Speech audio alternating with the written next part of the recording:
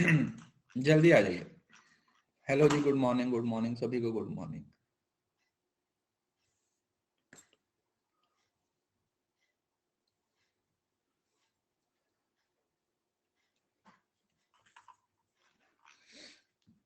जी बेटा, मैथ भी करवाएंगे और उसमें तो काफी सारा तो आपको करवा दिया।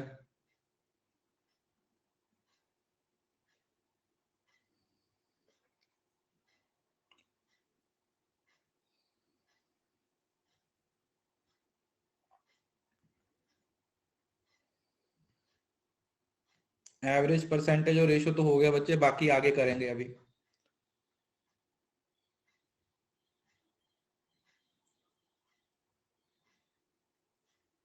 आ जाए।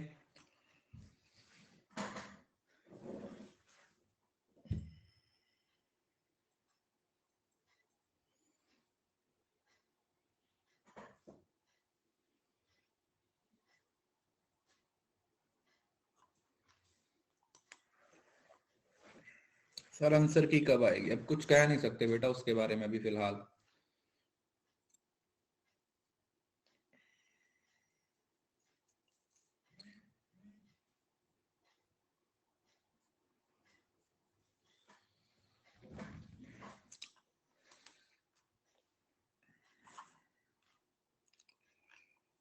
चलिए शुरू करते हैं।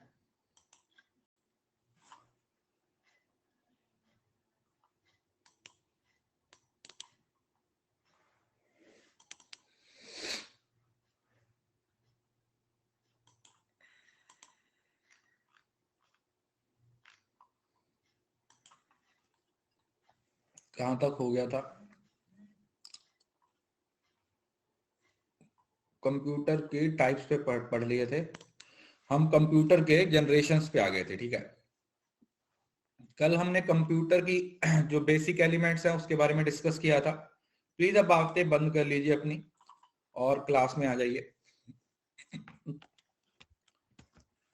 हमने कंप्यूटर की टाइप्स, मतलब किस किस तरीके के कंप्यूटर्स होते हैं, वर्क स्टेशन क्या होता है, सुपर कंप्यूटर क्या होता है, माइक्रो कंप्यूटर क्या होता है, मिनी कंप्यूटर क्या होता है, एनालॉग कंप्यूटर कौन सा होता है, डिजिटल कंप्यूटर कौन सा होता है। ठीक है, इन सारे कंप्यूटर्स के बारे में हमने कल की क्लास में डिटेल में डिस्कस किया था। तो जिन बच्चों ने कल की क्लास नहीं देखी है वो प्लीज देख सकते हैं, क्योंकि सीक्वेंस में देखोगे तो आपको ज्यादा अच्छा लगेगा, ज्यादा अच्छे से चीजें समझ आएंगी। ऐसा नहीं है कि अभी समझ नहीं आएगा, क्योंकि यहाँ पर से एक नया ही टॉपिक शुरू हो रहा है, तो आप यहां से भी शुरू कर सकते हो जो बच्चे पहली बार देख रहे हैं।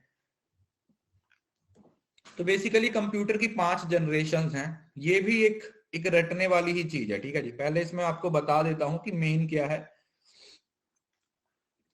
दो चीजें हैं जो इसमें आप लोगों ने याद रखनी है। पहले तो ये मान के चलो कि कंप्यूटर की टोटल 5 जनरेशन आई हैं, और जो अभी वाली चल रही है वो 5th जनरेशन है। जो अभी चल रही है 5th जनरेशन है, जिसको आप मॉडर्न जनरेशन भी बोल सकते हो। कि आज के टाइम पे आज जो जनरेशन चल रही है उसको आप कौन सी जनरेशन बोलते हो? We call it 5th generation. कि अभी जो जनरेशन चल रही है वो आप लोगों की 5th जनरेशन है। और अभी जो जनरेशन चल रही है उसमें हम किसको यूज कर रहे हैं? उसमें हम आर्टिफिशियल इंटेलिजेंस को यूज कर रहे हैं। आर्टिफिशियल इंटेलिजेंस समझते हो क्या होता है? जैसे आजकल रोबोट्स का इस्तेमाल किया जाता है। क्या यूज किया जा रहा है आजकल?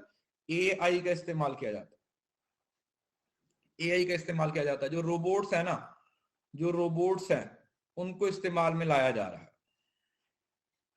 रोबोट्स को फेस अनलॉक या फिंगरप्रिंट है ना, तो ये चीजों की शुरुआत हुई थी।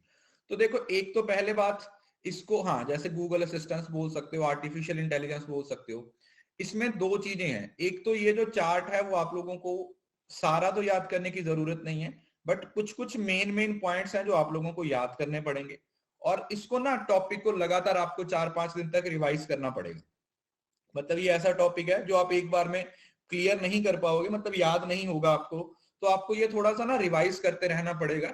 जैसे आज एक जनरेशन कर, आज 2 जनरेशन पढ़ लिया, 2 जनरेशन कल याद कर लिया, 1 जनरेशन बाद में याद कर लिया। ठीक है, इस तरीके से हम इसको पढ़ेंगे। तो ये पहला चार्ट है, इसका चार्ट पे हम बाद में आएंगे। पहले हम फर्स्ट जनरेशन के बारे में पढ़ते हैं। चलो पहले चार्ट पढ़ लेते हैं, ये वाला। ठीक है, ये वाला चार्ट आप खुद पढ़ लेना, यहाँ पे पढ़ते हैं। अब देखिए, यहाँ पर जो ईयर्स है ना वो आपको याद करने की जरूरत नहीं है, क्योंकि अलग अलग ऑथर्स ने अलग अलग ईयर्स की बात की है। ठीक है, तो ईयर्स इतने इंपॉर्टेंट नहीं है कि कौन सी जनरेशन कब से कहां तक थी। हाँ, बस एक बार थोड़ा सा पढ़ सकते हो कि शुरुआत कहां से हुई थी और किस तरीके से ये सीक्वेंस बढ़ा था, क्योंकि अगर आप इसके 10 चार्ट ढूंढोगे ना तो 10 चार्ट्स में अलग अलग जनरेशन लिखी होगी, अलग अलग जनरेशन 10 चार्ट्स में दे रखी होगी, अलग अलग ईयर्स। तो ईयर्स पे नहीं जाना, हमें सिर्फ ये समझना है कि कौन सी जनरेशन की मेन इनोवेशन क्या थी। ठीक है जी, जिस भी जनरेशन की बात की जा रही है उस जनरेशन का मेन इनोवेशन क्या थी, हमें उस बात पे ध्यान देना है। ठीक है जी, कि उस जनरेशन में मेन चीज क्या थी, हमें इस चीज पे ध्यान देना है। ठीक है जी, तो सबसे पहली जनरेशन में जो क्वेश्चन पूछा गया आज तक वो इस पहले डायग्राम से ही पूछा गया है। 100 में से 90 बार जो क्वेश्चन पूछा गया है वो फर्स्ट लाइन से ही पूछा गया। पूरा क्रक्स पहली लाइन में लिखा हुआ है। जो पहली जनरेशन आई थी उसमें क्या इस्तेमाल किया गया था, वैक्यूम ट्यूब्स का इस्तेमाल किया गया था। वैक्यूम ट्यूब्स थी वो बहुत बड़ी बड़ी ट्यूब्स होती थी। ठीक है, आप लोगों ने पुरानी मूवीज वगैरह में या कभी आपने यूट्यूब पे देखा होगा, तो पुराने टाइम पे जो कंप्यूटर होते थे ना, रूम जितने बड़े बड़े कंप्यूटर होते थे, एक पूरे रूम में एक कंप्यूटर आता था। तो वो जो जनरेशन थी वहां पर आप वैक्यूम ट्यूब्स को इस्तेमाल करते थे। किसको इस्तेमाल करते थे, वैक्यूम ट्यूब्स का इस्तेमाल किया गया। और जब आप सेकंड जनरेशन में चले गए तो वैक्यूम ट्यूब्स को क्या कर दिया गया, रिमूव कर दिया गया। हम किसको ले आए, हम ट्रांजिटर्स को ले आए। हम किसको लेके आए, वैक्यूम ट्यूब से। याद रखिए, इस ट्यूब की टी को पकड़ के आगे ले जाओ। ये जो ट्यूब था ना, ट्यूब से कहां तक पहुंच गए आप, ट्रांजिटर्स तक पहुंच गए। सेकंड जनरेशन में हम कहां पर पहुंच गए, ट्रांजिटर्स पे पहुंच गए। थर्ड जनरेशन में ट्रांजिटर से हम कहां तक पहुंच गए, आईसी तक, इंटीग्रेटेड सर्किट।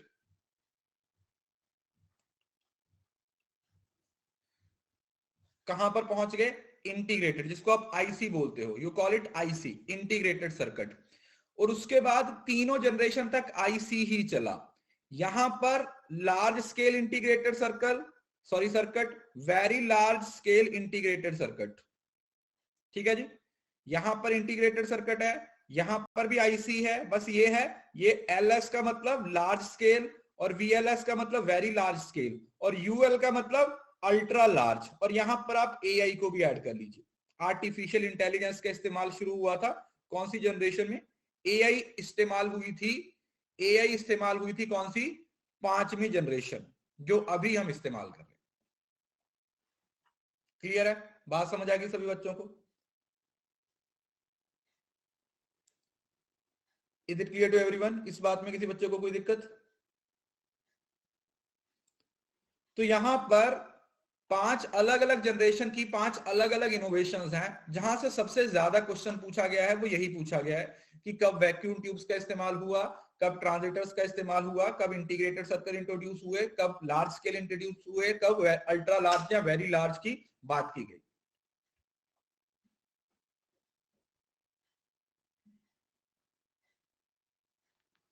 राइट, तो ये बात हो गई। उसके बाद मेन मेमोरी। अगर मेमोरी देखें तो जो मेमोरी की हायरार्की है बस यही है। यहां पर क्या यूज हुआ था, ड्रम्स को यूज किया गया था। वैक्यूम ट्यूब्स थी और मेमोरी के लिए मैग्नेटिक ड्रम्स थे, वो बड़े बड़े जो ढोल से होते थे ना, वो वाले मैग्नेटिक ड्रम, बड़े बड़े ढोल से जो बने होते थे ना, उसका इस्तेमाल किया गया। सेकेंड जनरेशन में रैम और रोम आ गई, अपडेट हो गया। उसके बाद थर्ड में पी प्रोम और डी रोम। प्रोम मतलब प्रोग्राम, जो प्रोग्रामेबल, जो प्रोग्रामिंग मेमोरी होती है वो वाली, और जो डी रैम है वो डायनामिक आ गई। फिर ई प्रोम आ गया, फिर ई प्रोम आ गया। मतलब ये टाइप्स हैं, ये रोम्स की आगे टाइप्स है, रैम और रोम की टाइप्स है। ठीक है जी, रैम का मतलब रैंडम एक्सेस मेमोरी और रोम का मतलब रीड ओनली मेमोरी। तो ये कहीं ना कहीं सेकंड जनरेशन से ही रोम रैम की जो शुरुआत है वो हो चुकी थी। और कंपनीज ने इसको इस्तेमाल करना भी क्या कर दिया था, शुरू कर दिया था। कंपनीज ने इनको इस्तेमाल करना शुरू कर दिया था, किसको, रैम और रोम। ये एस रैम क्या होती है ये आगे पढ़ेंगे, फिलहाल के लिए आप थोड़ा सा इसको दिमाग में रखिए। स्टैटिक रैम बोलते हैं इसको फिलहाल। एक्सटर्नल स्टोरेज, अब ये तो इंटरनल स्टोरेज हो गई, मेन मेमोरी। एक्सटर्नल स्टोरेज के लिए क्या चीजों को इस्तेमाल किया गया, यहां पर पंच कार्ड होते थे, वैसे टिक टिक वाले पंच कार्ड देखा आप लोगों ने, जिसपे पंच किया जाएगा, नाम से पता चलता है पंच कार्ड की बात हो रही थी। और उसके बाद यहां पर फिर मैग्नेटिक डिस्क आ गए थे, फिर इंप्रूव डिस्क आ गए थे, चौथी जनरेशन में फ्लॉपी डिस्क आ गया और फिर मॉडिफाइड मैग्नेटिक डिस्क आ गया, punch card, magnetic tape, keyboard आ गया, मॉनिटर आ गया और आर्टिफिशियल इंटेलिजेंस आ गया। लैंग्वेज लोअर लेवल थी, यहां पर असेंबली आ गई, यहां पर तीनों में हाई लेवल है और साइज है ये यहां पर। पहले 3 पॉइंट्स हैं वो ज्यादा इंपॉर्टेंट है, याद रखिएगा, मैं फिर से आपको बता रहा हूं।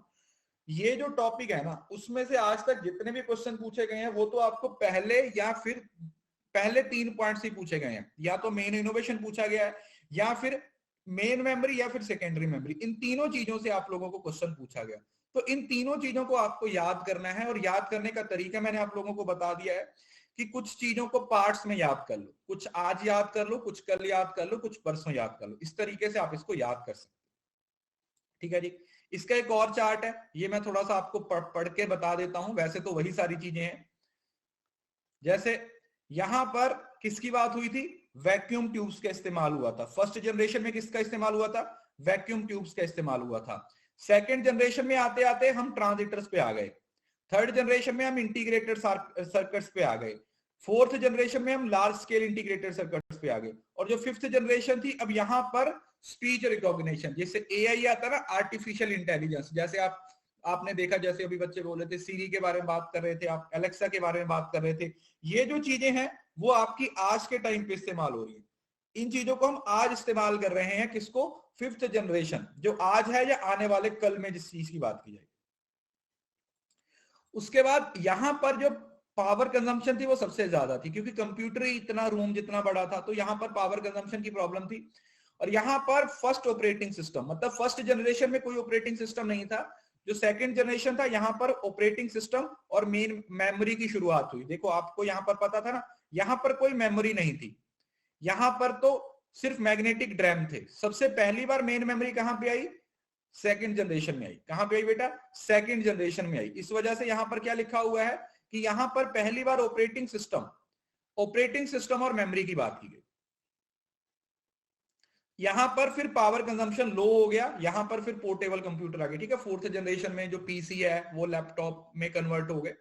प्रोग्रामिंग मशीन, ये तो इनकी टाइप्स है, ये मैग्नेटिक टेप्स है, हाई लेवल लैंग्वेज, बाकी सारी चीजें वही है। मैं आपको क्या कहना चाहता हूं, मैं आपको सिर्फ ये समझाना चाहता हूं कि इसका ना आप अपना एक चार्ट बनाइए दो तरीके से। एक तो इंडिविजुअल एक एक जनरेशन को लिखिएगा, और दूसरा आप एक ही पेज पे पांचों जनरेशन के मेन पॉइंट्स लिखिएगा। क्योंकि अगर आप अभी इस चीज का चार्ट बना लोगे तो आप लोगों को क्वेश्चन बनाना काफी आसान हो जाएगा। यू विल सी कि यार ये तो बहुत ही आसान है, इसको बड़ी आसानी से क्या किया जा सकता है, सॉल्व किया जा सकता है। बट उसका रीजन यही है क्योंकि आईसीटी का किसी ऐसी यूनिट है जिसमें आप लोगों को काफी सारी चीजें याद करनी पड़ेंगी। तो वो याद करने का तरीका यही है कि आप इसको साथ ही साथ क्या करते रहो, रिवाइज करते रहो।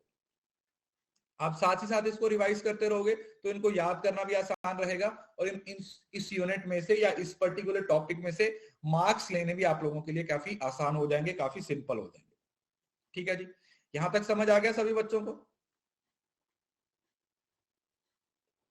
उसके बाद ये कुछ मतलब ये है, यूनिवैक है, आईबीएम है, ये इतने इंपॉर्टेंट नहीं है। ठीक है, अगर देखना हुआ तो थोड़ा बहुत देख सकते हो।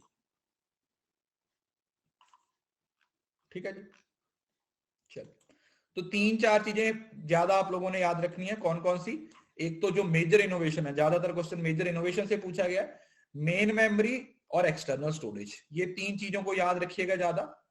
उसके बाद इनपुट आउटपुट डिवाइसेस और लैंग्वेज को भी एक बार पढ़ लीजिएगा। देखो एक बार में थोड़ी याद हो जाएगा, अभी तो पहली बार पढ़ रहे हो, 1-2-4 बार पढ़ोगे तो अपने आप याद हो जाएगा। 1-2-4 बार पढ़ोगे तो अपने आप याद हो जाएगा। ठीक है जी, इस वजह से बार बार रिवाइज करो, अपने आप याद हो जाएगा। अब इसके कुछ, जैसे फर्स्ट जनरेशन थी, फर्स्ट जनरेशन में सबसे पहले क्या यूज किया गया था, वैक्यूम ट्यूब्स का इस्तेमाल किया गया था। सिर्फ एक ही कंप्यूटर होता था, मतलब एक ही इलेक्ट्रॉनिक कंपोनेंट होता था, जिसको आप क्या बोलते थे, जिसको आप बोलते थे vacuum tubes. Vacuum tubes technology made possible to make electronic digital computer. इस टेक्नोलॉजी की वजह से ही, इस टेक्नोलॉजी की वजह से ही कंप्यूटरों को इलेक्ट्रिक कंपोनेंट में क्या किया गया, कन्वर्ट किया गया। These computers could calculate data in milliseconds। ठीक है, तो काफी स्पीड से क्या करते थे ये कंप्यूटर कैलकुलेशन कर लेते थे। डिसएडवांटेज वही, बहुत बड़े थे। फर्स्ट जनरेशन के कंप्यूटर क्या थे, बहुत लार्ज थे। They consume a large amount of energy, ये बहुत ज्यादा अमाउंट में एनर्जी को कंज्यूम करते थे। नॉट पोर्टेबल, पोर्टेबल नहीं थे, मतलब क्योंकि इतनी तो जगह घेर रहे हैं तो पोर्टेबल कहां से होंगे, पोर्टेबल कहां से होंगे। उसके बाद लिमिटेड कमर्शियल यूज है, बहुत स्लो स्पीड थी, सिर्फ मशीन लैंग्वेज को यूज करते थे। और मैग्नेटिक ड्रम एनर्जी में यूज किया गया था, मतलब मेमोरी के लिए मैग्नेटिक ड्रम को यूज किया गया था, जो कि बहुत कम मेमोरी को स्टोर कर पाते थे। ठीक है जी, बहुत कम मेमोरी को क्या करते थे, स्टोर कर पाते थे, जिस वजह से ये इसका डिसएडवांटेज था। क्या ठीक है जी, क्योंकि कंप्यूटर की शुरुआत हुई थी तो अभी अपडेट होना था कंप्यूटर्स ने, है ना, कंप्यूटर्स ने अभी बहुत ज्यादा अपडेट होना था, इस वजह से यहां तक बहुत सारे डिसएडवांटेज थे। फिर हम सेकंड जनरेशन में आ गए। जब हम सेकंड जनरेशन में गए तो वहां पर क्या हुआ, सेकंड जनरेशन में साइज है वो थोड़ा स्मॉल हो गया, लेस एनर्जी यूज करना शुरू कर दिया, जो स्पीड है वो पहले से अच्छी हो गई, और यहां पर मैग्नेटिक डिस्क प्रिंटर वगैरह का इस्तेमाल होना शुरू हो गया। ठीक है, मैग्नेटिक डिस्क। अच्छा, इसमें कौन सी जनरेशन, कौन सी टाइप यूज की गई थी, यहां पर असेंबली लैंग्वेज का इस्तेमाल हुआ था और यहां पर ट्रांजिटर्स को इस्तेमाल किया गया था। यहां पर किसको इस्तेमाल किया गया था, ट्रांजिटर्स को इस्तेमाल किया गया था। हमने यहां पर किसको इस्तेमाल किया था, ट्रांजिटर्स को इस्तेमाल किया था। ठीक है जी। डिसएडवांटेज क्या था, अभी इसमें कूलिंग सिस्टम नहीं आया था, कांस्टेंट मेंटेनेंस रिक्वायर्ड थी, स्पेशल पर्पस के लिए यूज किया गया था और काफी ज्यादा कॉस्टली था। तो ये सेकंड जनरेशन तक की बात है। ठीक है, यहां पर लिमिटेड यूज था, क्योंकि देखो मेन तो चौथी जनरेशन से कंप्यूटर ने अपने सही रूप है वो धारण किया था, थर्ड जनरेशन तक कुछ ऐसा खास होता नहीं था। ठीक है, लैंग्वेज में पढ़ाऊंगा, असेंबली लैंग्वेज क्या होती है, मशीन लैंग्वेज क्या होती है, वो लैंग्वेज का टॉपिक है। अब थर्ड जनरेशन आ गया, थर्ड जनरेशन में और छोटे हो गए, है ना, प्रीवियस से अगर कंपेयर करोगे तो थर्ड से और कंपेयर हो गए, और यहां पर आईसी का इस्तेमाल किया गया, इंटीग्रेटेड सर्किट का इस्तेमाल किया गया, रिलायबल हो गए, लेस एनर्जी कंज्यूम करने लगे, और जो स्पीड थी वो पहले से बढ़ गई, बेटर स्पीड हो गई, और नैनो सेकंड्स में क्या करने लगे, ये कैलकुलेशंस करने लगे थे। नैनो सेकंड्स में क्या करने लगे थे, ये कैलकुलेशन करने लगे थे। डिसएडवांटेज क्या था, अभी भी एसी की रिक्वायरमेंट थी, और कहीं ना कहीं जो टेक्नोलॉजी थी वो आईसी के लिए काफी ज्यादा जरूरी हो गई थी, जो शायद हमारे पास उतनी नहीं थी। ठीक है, कूलिंग सिस्टम थी। तो आईसी है जो इंटीग्रेटेड सर्किट है, उसको क्या बोला जाता है, समटाइम्स कॉल्ड अ चिप और माइक्रो चिप भी बोला जाता है। याद रखिए, जो इंटीग्रेटेड सर्किट होता है वही चिप होती है, और वही आपकी नैनो चिप होती है, सॉरी माइक्रो चिप होती है, is the semiconductor wafer on which thousands और mini resistors, capacitors and transistors are fabricated. आप लोगों ने ये देखा होगा, बहुत छोटा सा होता है, चिप्स ही होती है, जिसपे छोटे छोटे छोटे छोटे छोटे छोटे ऐसे ऐसे चीजों को क्या किया जाता है, लगाया जाता है। ठीक है, मतलब बहुत छोटे छोटे होते हैं, तो उनको रजिस्टर्स बोलते हैं, कैपेसिटर्स बोलते हैं, ट्रांजिस्टर्स बोलते हैं। टीवी, अगर आपके घर में कभी टीवी रिपेयर हुआ है, या इवन कि आपने मोबाइल को देखा होगा अंदर से खुला हुआ, तो वहां पर आप लोगों ने देखा होगा, उसमें बहुत सारे ये ऐसे क्या होते हैं, ये चीजें लगी हुई होती है। ठीक है, जो उसकी स्पीड को क्या करते हैं, बढ़ाते हैं, क्योंकि एक ही उस पे मतलब बहुत सारी चीजों को क्या कर देते हैं, हम इंप्लीमेंट कर देते हैं। There are a lot of things are implemented on this particular segment. तो ये थर्ड जनरेशन तक की बात हुई। उसके बाद आप फोर्थ जनरेशन में आ गए। अब ये जो मेन जनरेशन थी, मतलब अभी वाली जनरेशन से जस्ट पहले की जनरेशन की बात हो रही है, जो अभी जनरेशन जिसमें है मुझसे पहले, मतलब जब इंटरनेट की शुरुआत हो गई थी वहां पर, तो मोर पावरफुल हो गए थे, दूसरा साइज में छोटे हो गए थे, प्रोसेसिंग स्पीड है वो काफी बढ़ गई थी। अब यहाँ पे फैन आ गया था। ठीक है, वो प्रॉब्लम आ रही थी ना वैसे, क्योंकि पहली तीन जनरेशन में एसी का कोई प्रबंध नहीं था, तो इस वजह से यहां पर फैन आ गया था, जो कंप्यूटर को क्या कर रखता था, कूल रखता था। Cheapest among all generations, all type of high level language. इससे पहले वाले में क्या होती थी, या असेंबली लैंग्वेज यूज होती थी या मशीन लैंग्वेज यूज होती थी, बट यहां पर क्या हुआ, अब यहां पर हाई लेवल लैंग्वेज, मतलब जो आपकी सी प्लस प्लस, आवा, जावा, वो वाली टाइप्स है, वो यहां पर इस्तेमाल होनी शुरू हो गई थी। डिसएडवांटेज क्या थे कि यार एक हाई लेवल जो लेटेस्ट टेक्नोलॉजी है उसकी जरूरत थी। ठीक है, लेटेस्ट टेक्नोलॉजी है उसकी क्या जरूरत थी यहां पर, क्योंकि लेटेस्ट टेक्नोलॉजी है तो उसको इस्तेमाल करने की रिक्वायरमेंट यहां पर महसूस। उसके बाद फिर ये लास्ट है हमारे पास फिफ्थ जनरेशन, जो आज के टाइम पे यूज हो रही है। क्या करते हैं, फिफ्थ जनरेशन यूज किया जा रहा है, जिसमें बहुत सारे ब्रेक थ्रूज मिले हैं। It is based on the technique of artificial intelligence. और ये किस पे बेस्ड है? ये एआई पे बेस्ड है। ये टेक्नोलॉजी किस पे बेस्ड है बेटा? एआई पे बेस्ड है, आर्टिफिशियल इंटेलिजेंस पे बेस्ड है। Computers can understand spoken words and imitate human reasoning. IBM Watson computer is one example that outsmarts Harvard University student. ठीक है, ये जो रोबोट्स आजकल यूज करते हैं ना, आप लोगों ने देखा होगा, अभी जो जितनी भी हमने एग्जांपल दी है, ठीक है, अगर आप इसको देखोगे, अलेक्सा बोल सकते हो आप, सीरी बोल सकते हो, गूगल असिस्टेंट बोल सकते हो ना, आप बोलते हो कंप्यूटर को समझ आ जाता है, गूगल असिस्टेंट बोल देते हो, वॉइस के थ्रू आप मैसेज देते हो, जब आप है ना रिकॉर्ड करते हो। छोटे बच्चे देखा, उनको टाइप करना नहीं आता, बट एक बार आप उनको यूट्यूब सिखा दो, वो एकदम से वहां पे दबाएंगे और मूवी, सॉन्ग्स, पोइम्स निकाल लेते हैं फटाफट से। देखा आप लोगों ने?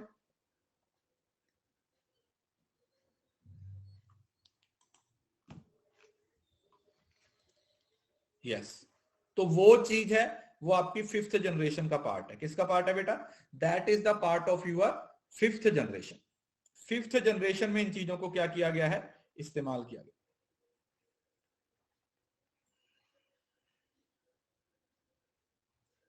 राइट, तो ये 5 जनरेशन का क्रक्स है। इन 5 जनरेशन को आपको क्या करना पड़ेगा? याद करना पड़ेगा। You have to remember it, क्योंकि यहां से क्वेश्चन आएगा ही आएगा।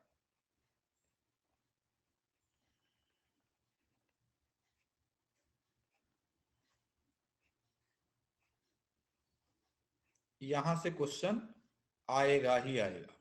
You will find the question from this particular topic. तो इस वजह से इट्स बेटर कि आप इसको अभी से याद करना शुरू करो। राइट,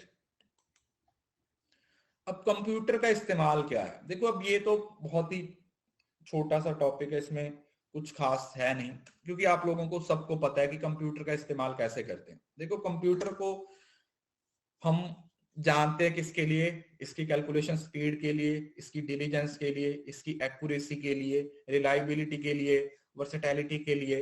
तो कंप्यूटर को हर जगह पे इस्तेमाल किया जाता है। जैसे आप कहीं भी, कोई भी ऑफिस में चले जाओ, आज के टाइम पे आपको लगता है कि अगर कंप्यूटर्स को आपकी पर्सनल लाइफ से निकाल दिया जाए तो हम सरवाइव कर सकते हैं? डू यू थिंक कि हमारी जो जनरेशन है, जिस जनरेशन से हम बिलोंग करते हैं, क्या हमारी जनरेशन है वो कंप्यूटर्स के बिना सरवाइव कर सकती है? नहीं। क्यों? क्योंकि हमें जरूरत है। इस वजह से नहीं है कि हमें उस चीज की हैबिट हो गई है, हमें इस चीज के लिए हमें जरूरत है। हमें क्लास करने के लिए कंप्यूटर की जरूरत है, हमें मूवीज देखने के लिए कंप्यूटर की जरूरत है, हमें टिकट बुक करने के लिए जरूरत है, क्योंकि हमारा काम नहीं होगा। अब आप देखो, अगर जैसे अभी है, अब हमें पीपीटी बनानी होती है, उसके लिए कंप्यूटर की जरूरत पड़ती है, हमें पीडीएफ बनानी होती है, हमें सारा काम, हमारा तो पूरा काम ही कंप्यूटर पे चलता है। यस और नो? किसी चीज के बारे में हमें पता नहीं चलता तो हम बुक्स थोड़ी ढूंढते हैं। कोई टॉपिक है, वो आपके सामने आया, अब बुक में देखने से पहले क्या करोगे? उसको गूगल करोगे। यस और नो? तो इट इज समथिंग कि हाँ यार, इस चीज की बहुत ज्यादा जरूरत हो गई है।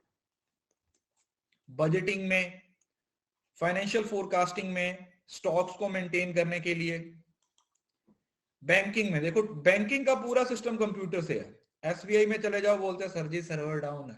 उनका मुंह देख के लगता है भाई कहाँ आ गया मैं एसबीआई में।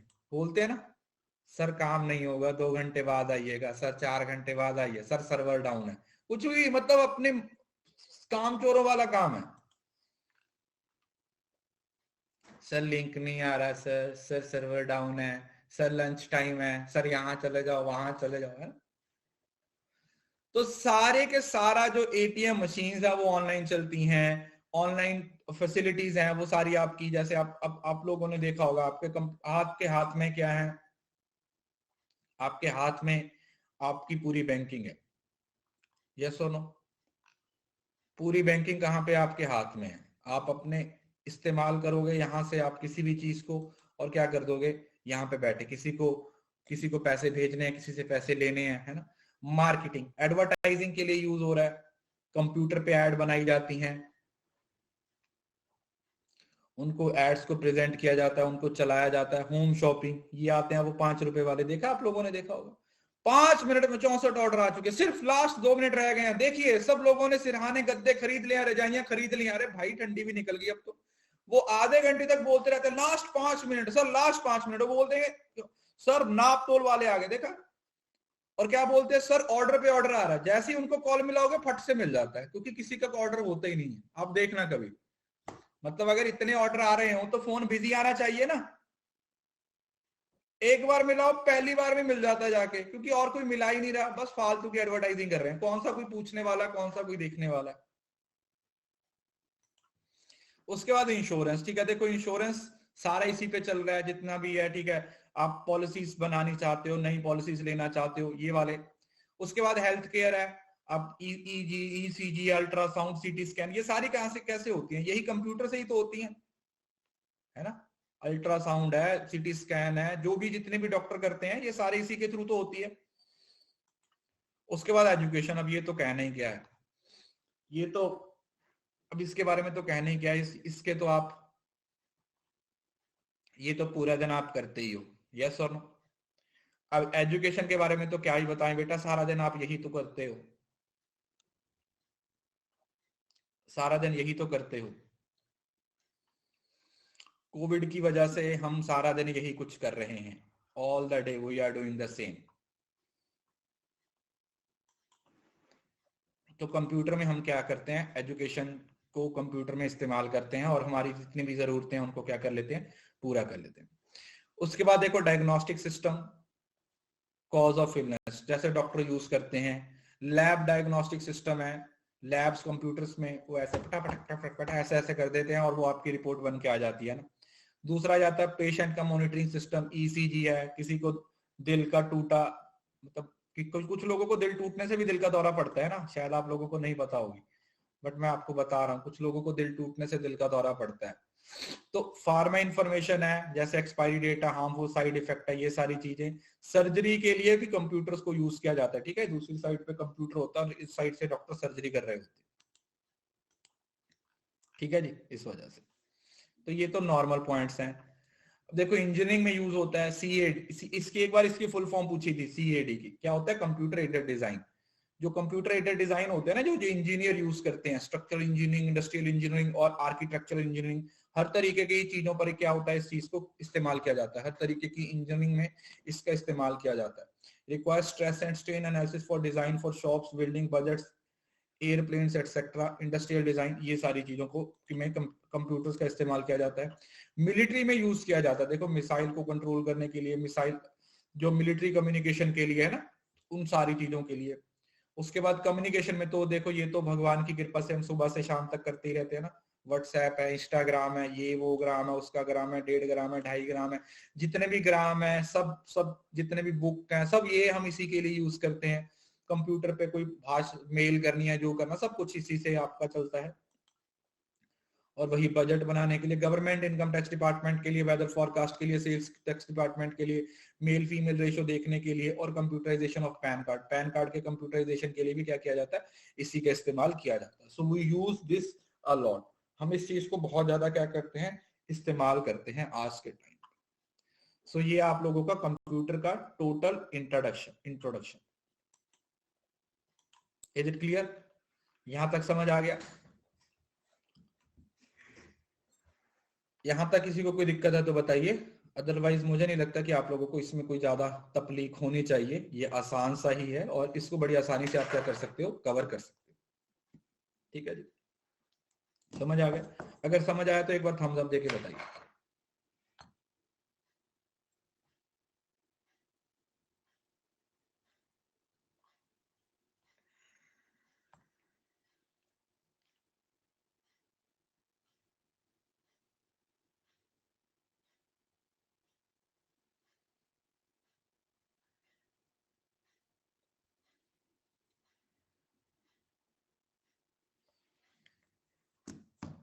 इसकी ना मैं आप लोगों को फुल फॉर्म की एक पीडीएफ दूंगा, ठीक है जी। इसकी ना जितनी भी फुल फॉर्म्स है ना बेटा, उसकी मैं आप लोगों को एक पीडीएफ शेयर करूंगा टेलीग्राम पे। उसको डाउनलोड करके ना अभी सेव कर लेना, और डेली बेसिस पे ना 5 फुल फॉर्म याद करनी शुरू कर देना। पेपर तक जाते जाते सारी फुल फॉर्म्स आप लोगों को याद हो जाएंगी, क्योंकि बहुत सारी फुल फॉर्म्स आप लोगों से पूछी जाती हैं, और अगर आप एक ही दिन में याद करने बैठोगे तो वो याद नहीं होंगी। इट्स बेटर कि हम उनको थोड़ा थोड़ा करके क्या करें, याद करें। ठीक है, 5 आज याद कर लेना, 5 कल कर लेना, 5 फिर कर लेना, जब 15 होगी तो एक दिन बैठ के उन 15 को रिवाइज कर लेना। तो इस तरीके से आप क्या कर सकते हो, उनको याद कर सकते हो।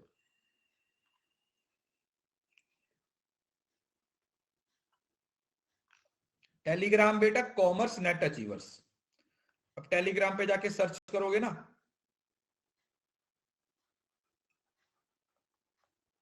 कॉमर्स नेट अचीवर्स,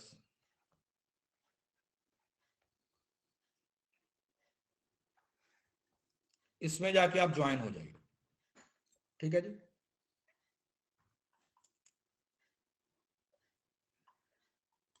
चलिए अब आगे बढ़ते हैं। अब हम पढ़ेंगे एक बहुत ही प्यारा, बहुत ही इंपॉर्टेंट और बहुत ही जरूरी टॉपिक, जिसको हम बोलते हैं मेमोरी। ध्यान से सुनना इस टॉपिक को, ये बहुत ही ज्यादा टॉपिक इंपॉर्टेंट है। मेमोरी, एक ही क्वेश्चन आएगा फुल फॉर्म से। कंप्यूटर की मेमोरी एनटीए का मोस्ट फेवरेट टॉपिक है। आपको कोई एक पेपर भी ऐसा नहीं मिलेगा जहां वो मेमोरी से क्वेश्चन पूछेंगे। अरे भाई न्यू बैच ही तो है, मेरे को एक बात बताओ यार, पेपर खत्म हो गए तो न्यू बैच ही होगा ना।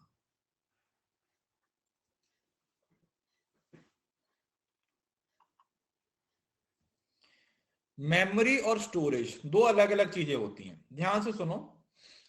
स्टोरेज का मतलब होता है जिसमें आप किसी चीज को स्टोर करते हो, है ना। स्टोरेज का मतलब जिसमें किसी चीज को स्टोर करके रखा जा सकता है, जिसमें किसी चीज को संभाला जा सकता है। तो मेमोरी और स्टोरेज दो अलग अलग चीजें होती हैं, याद रखिए। जो स्टोरेज होती है उसका मतलब होता है आप कंप्यूटर के अंदर कितना सामान सेव करके रख सकते हो, कितना सामान संभाल के रख सकते हो।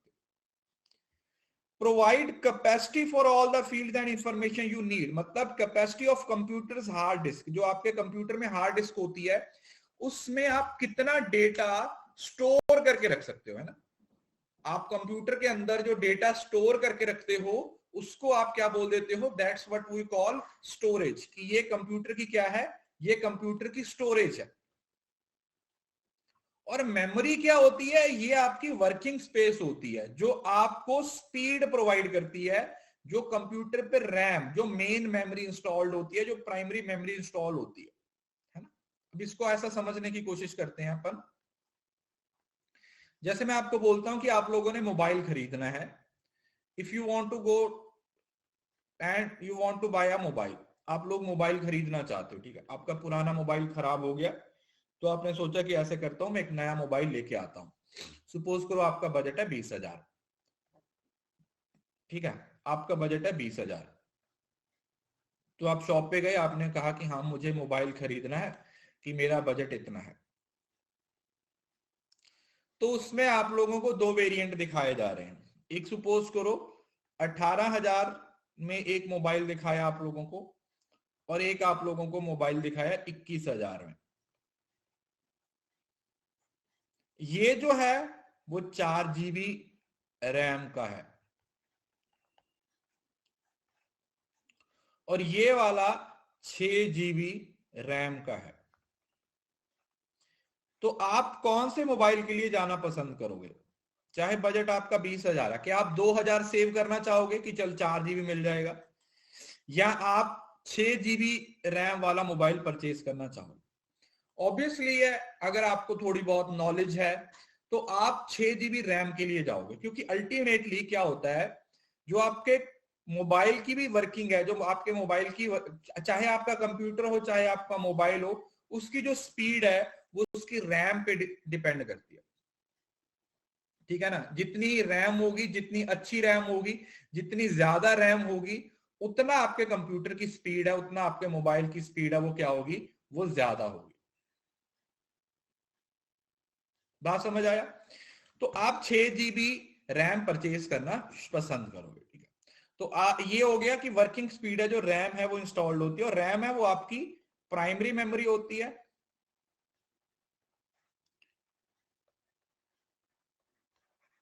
या आप इसको मेन मेमोरी भी बोल देते हो। यहां से सबसे ज्यादा क्वेश्चन पूछे जाते हैं, they ask you a lot of question from these particular topic, ठीक है। इस पर्टिकुलर से टॉपिक से आप लोगों को बहुत सारे क्वेश्चन है वो पूछे जाते हैं। यहां से आपको बहुत बहुत ही ज्यादा क्वेश्चन है वो पेपर में पूछे जाते हैं।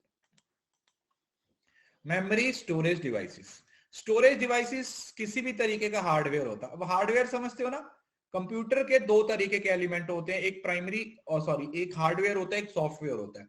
हार्डवेयर वो वाली चीजें जो आप लोगों को दिखती हैं, है ना, जिसको आप टच कर सकते हो, और सॉफ्टवेयर जो आपकी एप्स होती हैं, ठीक है, जैसे माइक्रोसॉफ्ट ऑफिस है, पावर पॉइंट है, ये सब हार्डवेयर है, सॉरी सॉफ्टवेयर है। कंप्यूटर है, स्क्रीन है, आपका माउस है, कीबोर्ड है, ये टेंजिबल होते हैं। तो ये स्टोरेज डिवाइसेस होती हैं जो स्टोर करती हैं और रिट्रीव करती हैं डाटा को, और ये हार्ड डिस्क होती है, हार्ड ड्राइव या ऑप्टिकल डिस्क होती है, ठीक है। ये आगे डिटेल में पढ़ेंगे कि हमारे पास मेमोरी को स्टोर करने की जो डिवाइसेस होती हैं वो कौन कौन सी होती हैं। तो मेमोरी होती है आपकी physical input to store program और डाटा इन द टेम्परेरी और परमानेंट बेसिस। तो जो मेन मेमोरी होती है आपकी वो दो अलग अलग पार्ट्स में डिवाइड होती है, ठीक है। कंप्यूटर की जो मेमोरी है वैसे उसको दो पार्ट्स में डिवाइड करते हैं, एक होती है आपकी प्राइमरी मेमोरी,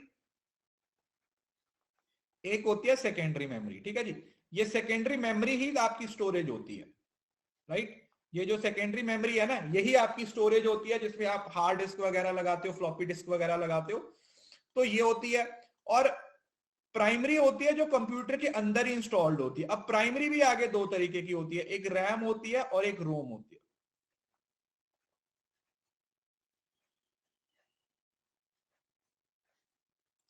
जो प्राइमरी होती है वो भी आगे दो तरीके की होगी, एक रैम होगी और एक रोम होगी। तो ये रैंडम एक्सेस मेमोरी होती है, should be better known as read write memory, और एक होती है रीड ओनली मेमोरी।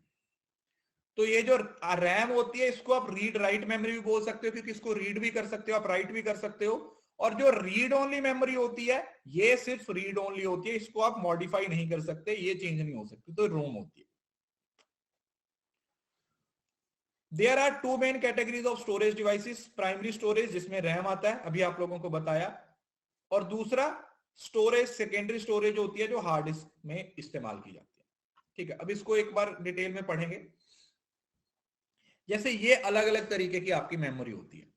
सबसे पहली प्राइमरी जो कंप्यूटर की अपनी मेमोरी होती है, जो कंप्यूटर की वर्किंग में काम करती है, जो कंप्यूटर की स्पीड को बढ़ाने के लिए काम करती है, जो कंप्यूटर के बूटिंग सिस्टम में काम करती है, मतलब समझ रहे हो ना, कंप्यूटर को स्टार्ट करने में, कंप्यूटर की वर्किंग में जो हेल्प करेगी। तो जिसमें इंटरमीडिएट डेटा इस्तेमाल होता है, कंप्यूटर को चलाने के लिए शुरू होती है, जरूरी होती है, और रैम और कैशेज और रोम्स, ठीक है, ये आपकी प्राइमरी मेमोरी का पार्ट बन जाता है। रोम, रैम और रोम। उसके बाद आता है फिर सेकेंडरी। सेकेंडरी में जहां पर आप लंबे समय तक डेटा को स्टोर कर सकते हो, जैसे HDD। अब हार्ड डिस्क ड्राइव कौन सी होती है, ये आपकी इंटरनल भी हो सकती है और एक्सटर्नल भी हो सकती है ना। इंटरनल भी हो सकती है और एक्सटर्नल भी हो सकती है, क्यों, क्योंकि कंप्यूटर के अंदर भी लगी हो सकती है, आप बाहर से भी लेके आ सकते हो। फिर आती है टर्सरी, ये भी सेकेंडरी की टाइप होती है, जैसे आप CD यूज करते हो, DVD यूज करते हो और मेमोरी कार्ड यूज करते हो। और उसके बाद आपके पास आती है ऑफलाइन, जिसको आप बड़ी आसानी से डिस्कनेक्ट कर सकते हो, जैसे एक्सटर्नल HDD, और आप USB वगैरह यूज करते हो ना। देखा ना, जब आपको जरूरत है तो आप USB लगा लेते हो, जब आपको जरूरत नहीं है तो आप उसको निकाल देते हो, है ना। जब आपको जरूरत है तो आप उसके अंदर USB लगा देते हो, और जब आपको जरूरत नहीं होती है तो आप उसको उसके अंदर से निकाल देते हो। HDD हार्ड डिस्क ड्राइव होती है। बोलते हैं ना आपके कंप्यूटर में जो हार्ड डिस्क है उसकी कैपेसिटी कितनी है, हार्ड डिस्क ड्राइव, जो आपके कंप्यूटर की अंदर की मेमोरी होती है, ई ड्राइव होती है ना, जो सी के अलावा बाकी सारी ड्राइव होती हैं वो इसके अंदर होती है। मेन और प्राइमरी सेम है। अब ये देखो, ये प्राइमरी मेमोरी है, ये सेकेंडरी है। प्राइमरी दो ही पार्ट की है, प्राइमरी ही मेन मेमोरी होती है, ठीक है। प्राइमरी मेमोरी ही मेन मेमोरी है, याद रखिएगा। प्राइमरी मेमोरी ही आपकी मेन मेमोरी होती है। तो ये रैम और रोम होती है, और जो सेकेंडरी है उसमें बहुत सारी टाइप्स आ जाती हैं, जो भी बच जाएगी जिसमें मैग्नेटिक टेप आ जाएगा, मैग्नेटिक डिस्क आ जाएगा, ऑप्टिकल डिस्क आ जाएगा, मास स्टोरेज डिवाइसेस आ जाएगा, ये जितनी भी डिवाइसेस आ जाएंगी ये किसके अंदर आ जाएंगी, ये सेकेंडरी स्टोरेज का पार्ट बन जाएगी। किसका पार्ट बन जाएगी, सेकेंडरी स्टोरेज का पार्ट बन जाएगी। These will becomes the part of secondary storage। बात समझ आ गई। तो यहां पर पहले तो आपको ये समझना है कि कंप्यूटर की जो मेमोरी होती है वो अलग होती है और जो स्टोरेज होती है वो अलग होती है, पहली चीज। और दूसरा, जो मेमोरी होती है, सॉरी, जो मेमोरी है वो प्राइमरी मेमोरी होती है और जो सेकेंडरी होती है ये सेकेंडरी स्टोरेज होती है। तो प्राइमरी में दो पार्ट्स बनते हैं, जो आपकी मेन मेमोरी होती है, रैम और रोम।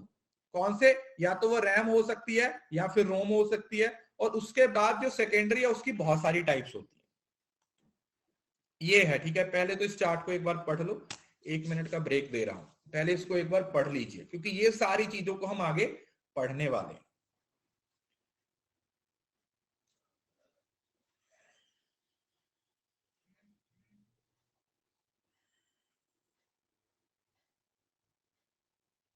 इसको एक बार आप पढ़ लीजिए।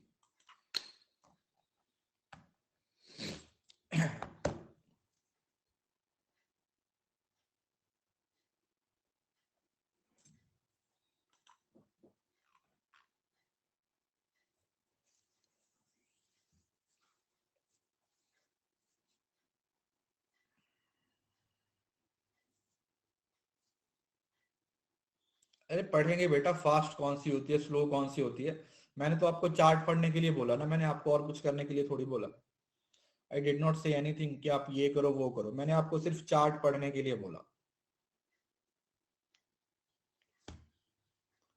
पहले चार्ट पढ़ो, उसके बाद फिर आगे बताता हूं क्या है, कौन सी किस तरीके से आती है।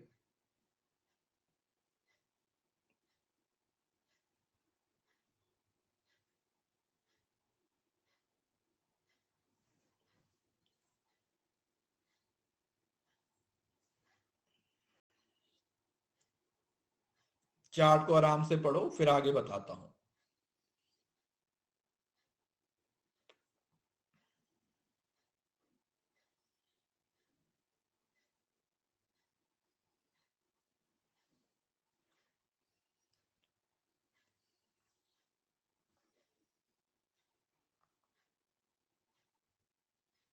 चलिए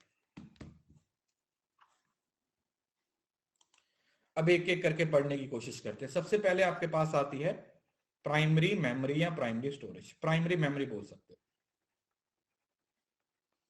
ये सबसे ज्यादा पूछे जाने वाला टॉपिक है। वैसे तो देखो प्राइमरी में रैम और रोम दोनों ही आती हैं, बट अगर आपसे पूछा जाए कि प्राइमरी कौन सी है तो आपने रैम ही मेंशन करनी, ठीक है जी, याद रखिएगा। वैसे तो रैम और रोम दोनों ही प्राइमरी मेमोरी का पार्ट होती हैं, बट जब मेन मेमोरी की बात होगी या बस प्राइमरी मेमोरी की बात होगी तो उसमें किसको कंसीडर किया जाएगा, उसमें रैम को ही कंसीडर किया जाएगा, ठीक है। वी विल कंसीडर की जो रैम है वही हमारी प्राइमरी मेमोरी। रैम और रोम दोनों ही आपकी प्राइमरी मेमोरी का पार्ट है। The data is not stored permanently but stored temporary. अब जो रैम है ना, रैंडम एक्सेस मेमोरी, इसमें जो डेटा स्टोर होता है ना वो टेम्परेरी होता है, और जो रोम होती है उसमें परमानेंट होता है। बट अगर मेन मेमोरी पूछा जाए तो आपको क्या याद रखना है कि रैम में, मेन मेमोरी में जो डेटा होता है वो टेम्परेरी स्टोर होता है। टेम्परेरी को क्या बोलते हैं हम, वॉलेटाइल बोलते हैं। कंप्यूटर की भाषा में इसको वॉलेटाइल बोलते हैं। वॉलेटाइल का मतलब क्या होता है, इरेज हो गया, जो खत्म हो गया। और परमानेंट का मतलब हो जाएगा नॉन वॉलेटाइल।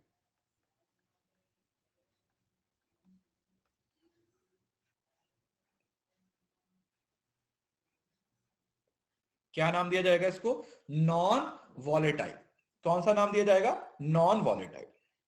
अब ये मीनिंग आपको बता दिया कि वॉलेटाइल का मतलब क्या होता है और नॉन वॉलेटाइल का मतलब क्या होता है, ठीक है जी।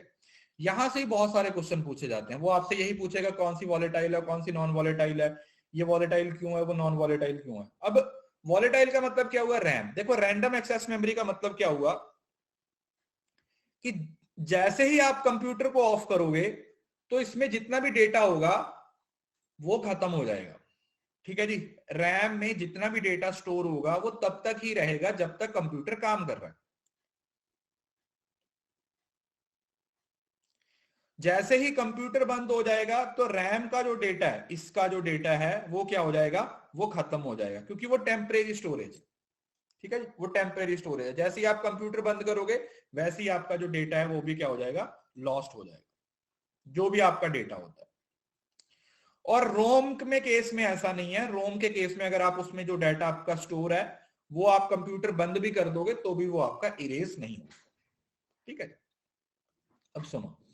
After accessing information, data is erased from the memory of computer. Such type of data is considered as short term memory. इस वजह से इसको short term memory बोलते हैं। क्यों? क्योंकि short term memory का मतलब ही ये होता है कि आपका जो डेटा है वो साथ ही साथ क्या हो जाएगा, इरेज हो जाएगा। ये लिखा हुआ है ना, जो प्राइमरी मेमोरी है ना, इस मेमोरी को डायरेक्टली किसके द्वारा एक्सेस किया जाता है, सीपीयू के द्वारा। इसका सीपीयू के साथ सीधा कनेक्शन होता है। मतलब जो सीपीयू में कमांड जाएगी ना, जिस डेटे को सीपीयू एक्सेस करेगा वो उसे कहां से मिलेगा, वो उसे प्राइमरी मेमोरी से मिलेगा। कहां से मिलेगा, प्राइमरी मेमोरी से मिलेगा। तो सबसे पहले जो आप इंफॉर्मेशन दोगे वो आपकी कहां पे जाएगी, वो प्राइमरी मेमोरी में जाएगी, मेन मेमोरी में जाएगी, जहां से उसको डायरेक्टली कौन एक्सेस करेगा, सीपीयू के द्वारा उसको एक्सेस किया जाएगा। जो प्राइमरी स्टोरेज होती है वो कंप्यूटर के अंदर इंस्टॉल्ड की जाती है, जो कि रैम और रोम दोनों की फॉर्म में होती है। Data from RAM can B retrieve and return. बताया था ना, रैम है तो रीड और राइट दोनों है। रीड एंड राइट मतलब आप रिट्रीव भी कर सकते हो, स्टोर भी कर सकते हो, जबकि रोम में सिर्फ और सिर्फ रीड ओनली मेमोरी होती है। और रोम को किस पर्पस के लिए यूज किया जाता है, कौन बताएगा? रोम को कंप्यूटर के कौन से काम के लिए इस्तेमाल किया जाता है, बूटिंग प्रोसेस के लिए यूज किया जाता है। बूटिंग का मतलब क्या होता है, जब आप कंप्यूटर को रीस्टार्ट करते हो, जब आप कंप्यूटर को स्टार्ट करते हो तो कंप्यूटर को स्टार्ट करने के जो प्रोसेस है उसको क्या बोला जाता है, बूटिंग बोला जाता है। ठीक है, आपकी रैम जितनी ज्यादा होगी या आपके कंप्यूटर में जो रैम रोम है वो जितनी ज्यादा होगी उतनी जल्दी आप लोगों का कंप्यूटर है वो स्टार्ट होता है। ठीक है जी, तो ये आपका मेन पॉइंट्स हैं जो आप लोगों ने याद रखने हैं। उसके बाद आता है सेकेंडरी स्टोरेज। सेकेंडरी तो आप लोगों की ऑक्सिलरी स्टोरेज होती है, ठीक है, जो बाहर से होती है, समझ रहे हो ना। ये इसमें ऐसा कोई सीन नहीं है। जैसे आपकी पेन ड्राइव है, आपकी पेन ड्राइव में आपने कोई डाटा स्टोर किया, आपके कोई हार्ड डिस्क में डाटा स्टोर हुआ, तो कंप्यूटर बंद कर दिया तो क्या डेटा भी रिमूव हो जाएगा? नो, ऐसा नहीं होता। तो ये स्लो होती है, चीपेस्ट होती है और इसमें परमानेंट स्टोरेज होती है। ठीक है, इसमें आप क्या करते हो, परमानेंट लेवल पे क्या करते हो, डेटा को स्टोर करके रख सकते हो। ये डेटा टेम्परेरी नहीं होता।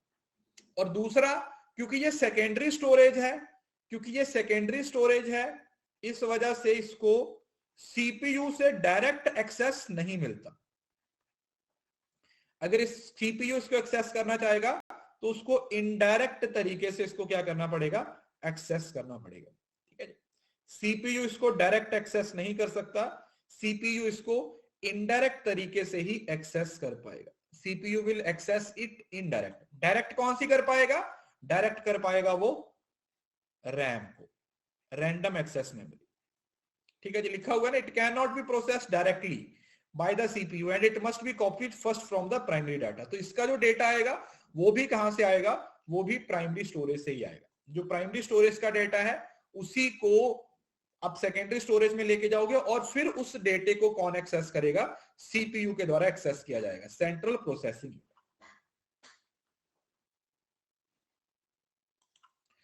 अब प्राइमरी और सेकेंडरी में पहले आप डिफरेंस समझ लीजिए, जिससे आप लोगों को चीजें ज्यादा अच्छे से समझ आएंगी। जो प्राइमरी स्टोरेज है वो डायरेक्टली कनेक्टेड होती है और डायरेक्टली एक्सेस की जा सकती है किसके द्वारा, सीपीयू के द्वारा। ठीक है जी, सबसे पहला सीपीयू के द्वारा उसको डायरेक्ट एक्सेस किया जाता है। इसको डायरेक्टली एक्सेस नहीं किया जाता, इसको एक्सेस करने के लिए पहले इसको मेन मेमोरी में, रैम में लेके आना पड़ेगा, उसके बाद इसको क्या किया जा सकता है, सीपीयू के द्वारा एक्सेस किया जा सकता है। रैम ये तो होती है, देखो सेकेंडरी स्टोरेज सारी ही नॉन वॉलेटाइल होती है, मतलब परमानेंट होती है। ठीक है जी, क्योंकि आप जो डेटा स्टोर कर दिया वो लाइट चली भी जाए उससे कोई फर्क नहीं पड़ेगा। बट जो रैम होती है वो वॉलेटाइल होती है और रोम है वो आप लोगों की नॉन वॉलेटाइल होती है। जो रोम होती है वो आप लोगों की नॉन वॉलेटाइल होती है। रैम होती है वो मदरबोर्ड पे लगाई होती है सीपीयू के पास, ठीक है। सीपीयू और सीपीयू भी मदरबोर्ड पे ही होता है, और जो रैम होती है वो भी मदरबोर्ड पे ही होती है। और जो हार्ड डिस्क ड्राइव होती है वो मदरबोर्ड पे डायरेक्टली नहीं होती है, उसको एक वायर के साथ कनेक्ट किया जाता है मदरबोर्ड पे, ठीक है जी। वो मदरबोर्ड से अलग हो जाएगी। जैसे ऐसे समझ लो, जैसे सपोज करो ये मदरबोर्ड है, ठीक है जी, ये मदरबोर्ड है, तो जो रैम होगी वो तो इस पे ऐसे लगा दी जाएगी, ठीक है। मदरबोर्ड पे रैम है वो इस तरीके से क्या कर दी जाएगी, इंस्टॉल कर दी जाएगी सीपीयू के पास। बट जो सेकेंडरी स्टोरेज है ना वो अलग से आएगी। जैसे इसको ऐसे अलग से वायर के साथ कनेक्ट किया जाएगा, ठीक है, ऐसे किसी वायर के साथ इसको क्या कर दिया जाएगा, कनेक्ट कर दिया जाएगा। इसको डायरेक्टली एक्सेस किया जा सकता है सीपीयू इसको डायरेक्टली क्या कर सकता है, एक्सेस कर सकता है। इसको डायरेक्ट एक्सेस नहीं किया जा सकता, क्योंकि ये सीपीयू पे लगी ही नहीं होती, मदरबोर्ड पे होती ही नहीं है, ठीक है। इसको अलग से इंस्टॉल किया जाता है, इस वजह से इसका जो एक्सेस होता है वो भी डायरेक्ट ना होके इनडायरेक्ट एक्सेस होता है। फास्टर डेटा एक्सेस, इस क्योंकि ये मेन मेमोरी की स्पीड है वो फास्ट होती है, ठीक है जी, फास्टर होती है क्योंकि वो मेन मेमोरी है, और इसकी जो स्पीड होती है वो स्लो होती है। और अगर हम स्मॉल इंस्ट्रक्शंस की बात करते हैं, ठीक है, जो छोटी छोटी इंस्ट्रक्शंस होती है उसके लिए हम प्राइमरी स्टोरेज को यूज करते हैं। हम किसको यूज करते हैं, हम प्राइमरी स्टोरेज को यूज करते हैं। और सेकेंडरी स्टोरेज के लिए हम लार्ज साइज का जो डेटा होता है, जो काफी जो 1-1 GB 2-2 GB 4-4 GB डेटा होता है, उसके लिए आप किसको यूज करते हो, उसके लिए आप सेकेंडरी स्टोरेज को इस्तेमाल करते हो, ठीक है जी। तो ये बेसिक डिफरेंस है आपका प्राइमरी और secondary storage. Is it clear? अगर समझ आया तो थम्स अप दीजिए, ठीक है। सिंपल है। देखो यार ये चीजें ना 6वीं 7वीं क्लास में पढ़ाई जाती हैं। मैं इतना मान के चल रहा हूं कि सब लोग कंप्यूटर पढ़ के आए हैं, एटलीस्ट इतनी बेसिक सी चीजें हैं जो आप लोगों को छोटी छोटी क्लासेस में ही पढ़ाई जाती है।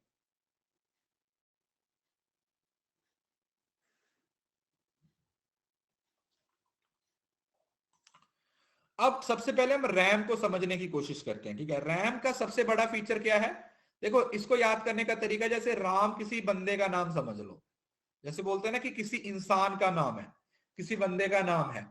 और इंसान इस दुनिया में टेम्परेरी है, यस और नो? हम इस दुनिया में टेम्परेरी हैं, बोलो या नहीं? क्या हम हमेशा रहने वाले हैं यहाँ पे? क्या हम इस दुनिया में हमेशा रहने वाले हैं? No, we all are temporary, ठीक है। एक दिन हर बंदे ने मर जाना है, एक दिन हर इंसान ने क्या करना है, मर जाना है। तो उसी चीज की यहां पर आप लोग याद रखिए कि टेम्परेरी है। तो इसी तरीके से ये जो है ये आपकी मेन मेमोरी होती है, और ये टेम्परेरी होती है, वॉलेटाइल होती है। That allow information to be stored randomly and accessed quickly and directly without the need of intervening data. इसको डायरेक्टली एक्सेस किया जा सकता है। A computer can both write and read, बताया था ना, रीड राइट मेमोरी है ये। इसको रीड भी किया जा सकता है, इसको राइट भी किया जा सकता है। रीड राइट मेमोरी है आपकी। Every time a user turn on his computer, a set of operating instructions is copied from hard disk onto ROM. These instructions, which help control the basic computer function, remain in until the computer is turned off. As soon as power is turned off, whatever the written on RAM is disappeared. अब यहाँ पर क्या लिखा हुआ है कि ये temporary storage है। जैसे ही कंप्यूटर ऑन करेंगे तो कुछ इंस्ट्रक्शंस होंगी जो सीपीयू से आएंगी। There will be some instructions जो सीपीयू से आएंगी और इस पे क्या हो जाएंगी, पेस्ट हो जाएंगी। और जैसे ही आप कंप्यूटर को ऑफ करोगे तो वो सारी इंस्ट्रक्शंस भी क्या हो जाएंगी, वैनिश हो जाएंगी। वो सारी इंस्ट्रक्शंस भी क्या हो जाएंगी, खत्म हो जाएंगी। All the instructions will be vanished, remove हो जाएंगी।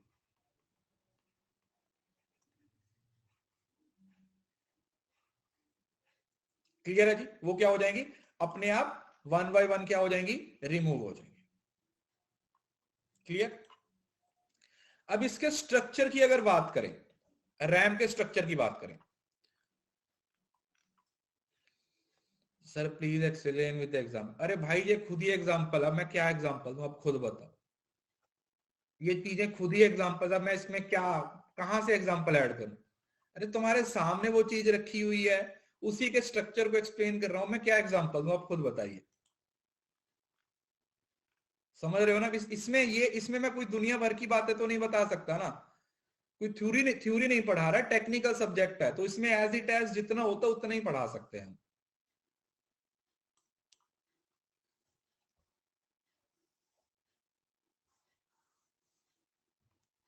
आप समझने की कोशिश कीजिए बस। रीड राइट का मतलब होता है जिसको आप चेंज भी कर सकते हो, चेंज भी कर सकते हो। स्ट्रक्चर, अगर इसके स्ट्रक्चर की बात करें,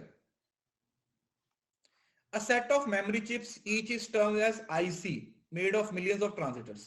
ये किससे मिलके बनती है? ये IC इंटीग्रेटेड सर्किट से मिलके बनती है, ठीक है जी। जो आपकी मेमोरी होती है ना, ये जो लगे हुए हैं, ये आप ध्यान से देख रहे हो, ये जो छोटे छोटे लगे हुए हैं ना, ये दिख रहे हैं, ये छोटे छोटे जो लगे हुए हैं, ये सारे क्या हैं? ये IC हैं। ये सारे आपके इंटीग्रेटेड सर्किट्स हैं। These are your ICs। ये सारे आपके इंटीग्रेटेड सर्किट्स हैं।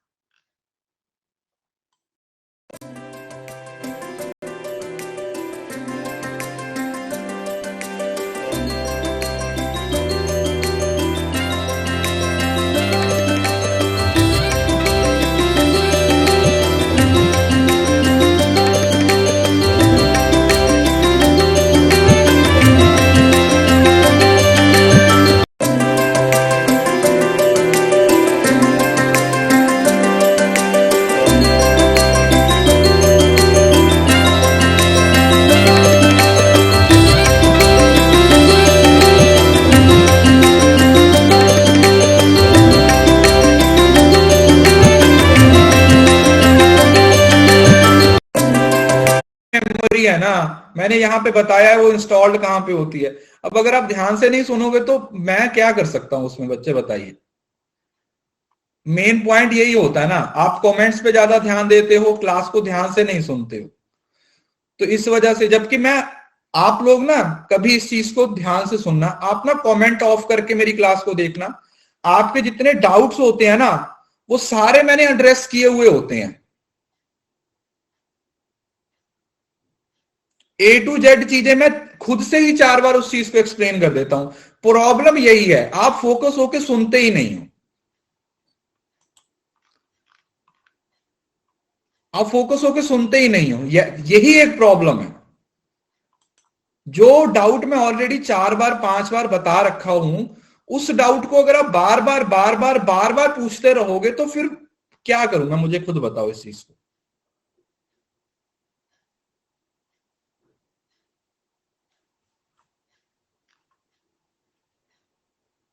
ठीक है ना? अब मेरे को एक बात बताओ, मैंने आपको बताया कि रैम एक मेमोरी है जिसमें डेटा स्टोर होता है। आप बोल रहे हो कि सर रैम कहां पे स्टोर होता है? बेटा वो खुद एक मेमोरी है, उसको मदरबोर्ड पे इंस्टॉल किया जाता है। ये मैं आपको 3-4 बार बता चुका हूं बेटा। अब फिर से आप उसके बाद फिर आप क्या करते हो? फिर पता है आप क्या बोलते हो? सर मैंने ये चीज आपसे 5 बार पूछी, 6 बार पूछी, आपने उसका आंसर ही नहीं दिया। इसमें क्या है? देखो, मेरे पे थोड़ा गुस्सा दिखाने की क्या क्या मिल जाएगा आप लोगों को? बताओ, मेरे से दुश्मनी करके क्या ही ले लोगे आप? है ना? उससे कुछ नहीं मिलने वाला। उससे अच्छा है कि आप ध्यान से समझने की कोशिश किया करो, क्लास में फोकस रहा करो बच्चे, तो ही आपको सारी चीजें समझ आएंगी। अदरवाइज इधर उधर सिर्फ कमेंट्स में देखोगे कौन क्या कर रहा है, कौन क्या कर रहा है, तो वो दिक्कत है। Uses, hold data application program for input. जैसे ही आप कोई भी इनपुट से डेटा दोगे, ठीक है, जैसे आपने यहां पे ऐसे आप कुछ टाइप करते हो तो सबसे पहले कहां पे जाएगा? वो रैम में जाएगा, रैंडम एक्सेस मेमोरी में जाएगा, और वहां से उसको कौन एक्सेस करेगा? वहां से उसको आपका जो सीपीयू है वो उसको एक्सेस करेगा। वहां से जाके उसको कौन एक्सेस करेगा बेटा? सीपीयू एक्सेस करेगा।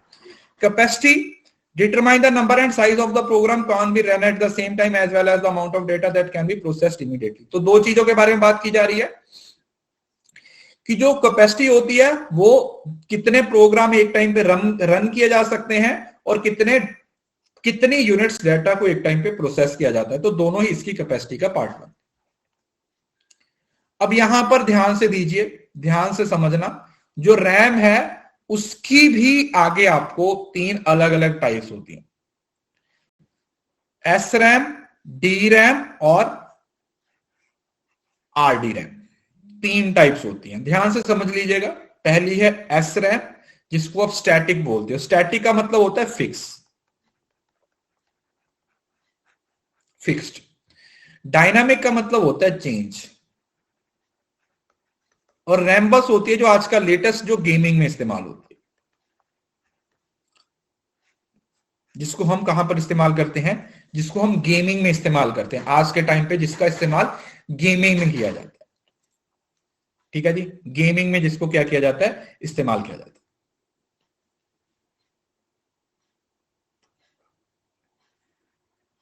ठीक है जी, अब एक एक करके पढ़ेंगे और समझने की कोशिश करेंगे। सबसे पहले आती है स्टैटिक। स्टैटिक होती है सेमीकंडक्टर, मतलब हाफ कंडक्टर लगे हुए होते हैं, कंप्लीट कंडक्टर नहीं होते। क्यों? क्योंकि स्टैटिक है तो फिक्स रहती है। Use flip flop to store data but memory does not need to be periodically refresh. अब देखो समझने की कोशिश करो, क्योंकि ये स्टैटिक है, जो चीज फिक्स है क्या उसको बार बार रिफ्रेश करने की जरूरत पड़ेगी?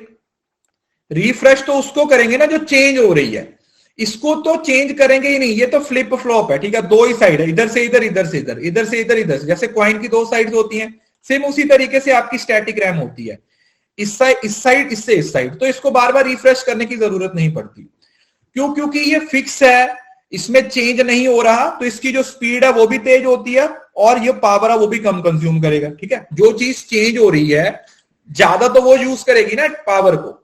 एक्सपेंसिव होती है और कॉम्प्लेक्स होती है, हाई कैपेसिटी एप्लीकेशंस में यूज नहीं की जाती। तो क्योंकि ये फिक्स होती है, तो क्योंकि देखो फिक्स्ड होती है, जैसे फिक्स्ड एसेट परचेज करते हो आप, ऐसे याद रखो, जैसे कोई आप फिक्स्ड एसेट परचेज करते हो तो वो महंगा होता है ना, जैसे जमीन है, कोई कोई मशीन है आपने परचेज किया तो वो महंगा होता है। तो इसी वजह से ये एक्सपेंसिव भी होती है, और क्योंकि फिक्स्ड एसेट्स है तो वो भी अपने आप में कॉम्प्लेक्स इन नेचर होता है, तो ये भी कॉम्प्लेक्स होता है, क्योंकि इस पे कितने रजिस्टर्स लगे हुए होते हैं, इसमें 6 ट्रांजिटर्स लगे हुए थे, 6 ट्रांजिटर्स लगे हुए। ये आपकी स्टैटिक है। तो कितने पॉइंट्स मैंने आप लोगों को बताए? स्टैटिक का मतलब हुआ फिक्स, सेमीकंडक्टर हो गई, फ्लिप फ्लॉप होती है जिसको बार बार रिफ्रेश करने की जरूरत नहीं होती है, क्योंकि ये फिक्स होती है तो इस वजह से ये फास्टर होती है, फास्टर होने के साथ साथ ये एक्सपेंसिव भी होती है, एक्सपेंसिव होने के साथ साथ ये कॉम्प्लेक्स भी होती है। तो ये तो आप लोगों के पॉइंट्स हो गए किसके? स्टैटिक रैम के। किसके पॉइंट हो गए? ये स्टैटिक रैम के पॉइंट हो गए,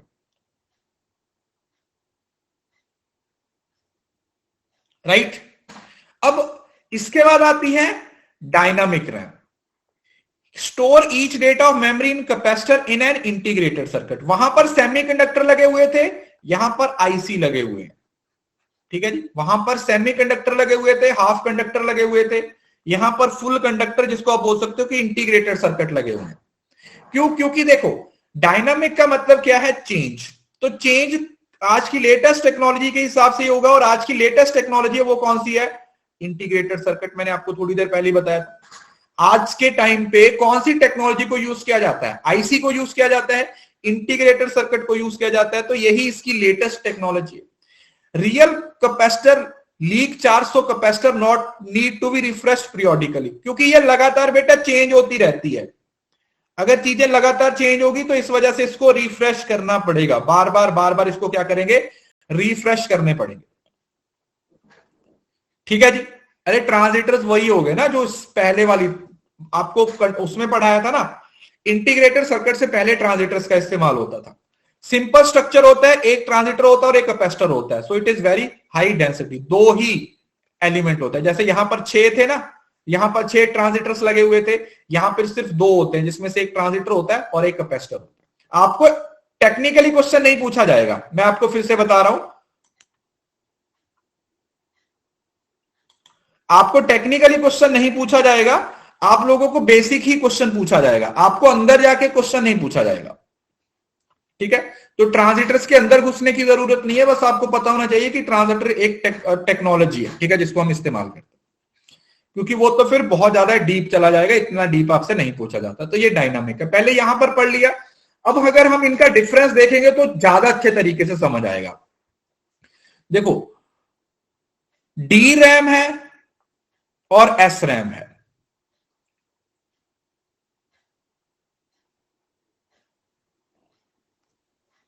एक सेकेंड,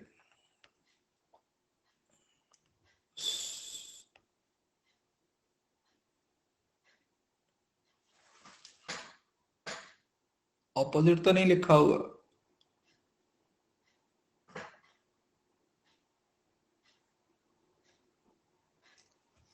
एक सेकेंड, डी रैम और एस रैम डायनामिक।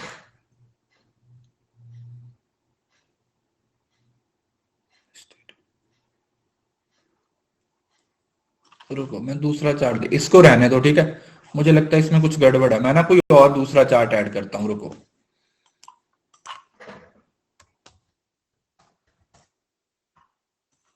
एक सेकंड, ये वाला रहने दो, मैं एक नया चार्ट ऐड करता हूं।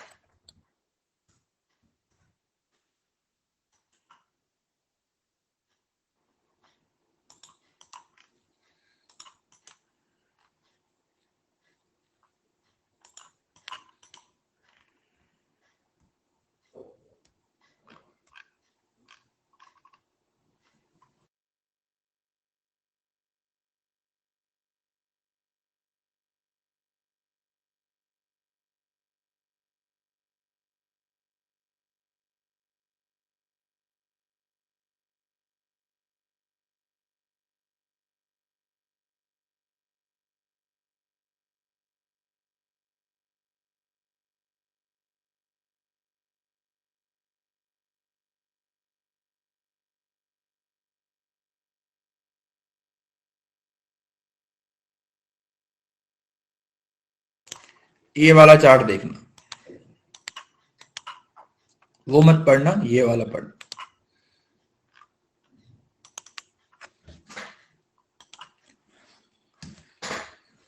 देखो एस कौन सी होती है, स्टैटिक जो फिक्स्ड होती है, और डायनामिक होती है जो लगातार चेंज होती रहती है, ठीक है जी। तो यहां पर ट्रांजिटर्स को यूज किया जाता है 6, यहां पर क्या होते थे 6 ट्रांजिटर्स को इस्तेमाल किया गया था। यहां पर एक ट्रांजिटर होगा और साथ में एक कैपेसिटर भी आ जाएगा,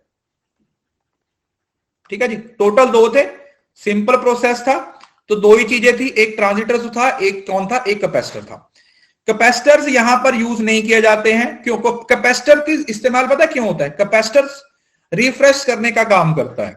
जब इसको रिफ्रेश करने की जरूरत ही नहीं है, when we need not to refresh it, तो उस कैपेसिटर की भी जरूरत क्या होगी ना, जब हमें इसको रिफ्रेश करने की जरूरत ही नहीं है तो फिर कैपेसिटर का भी इस्तेमाल नहीं होगा।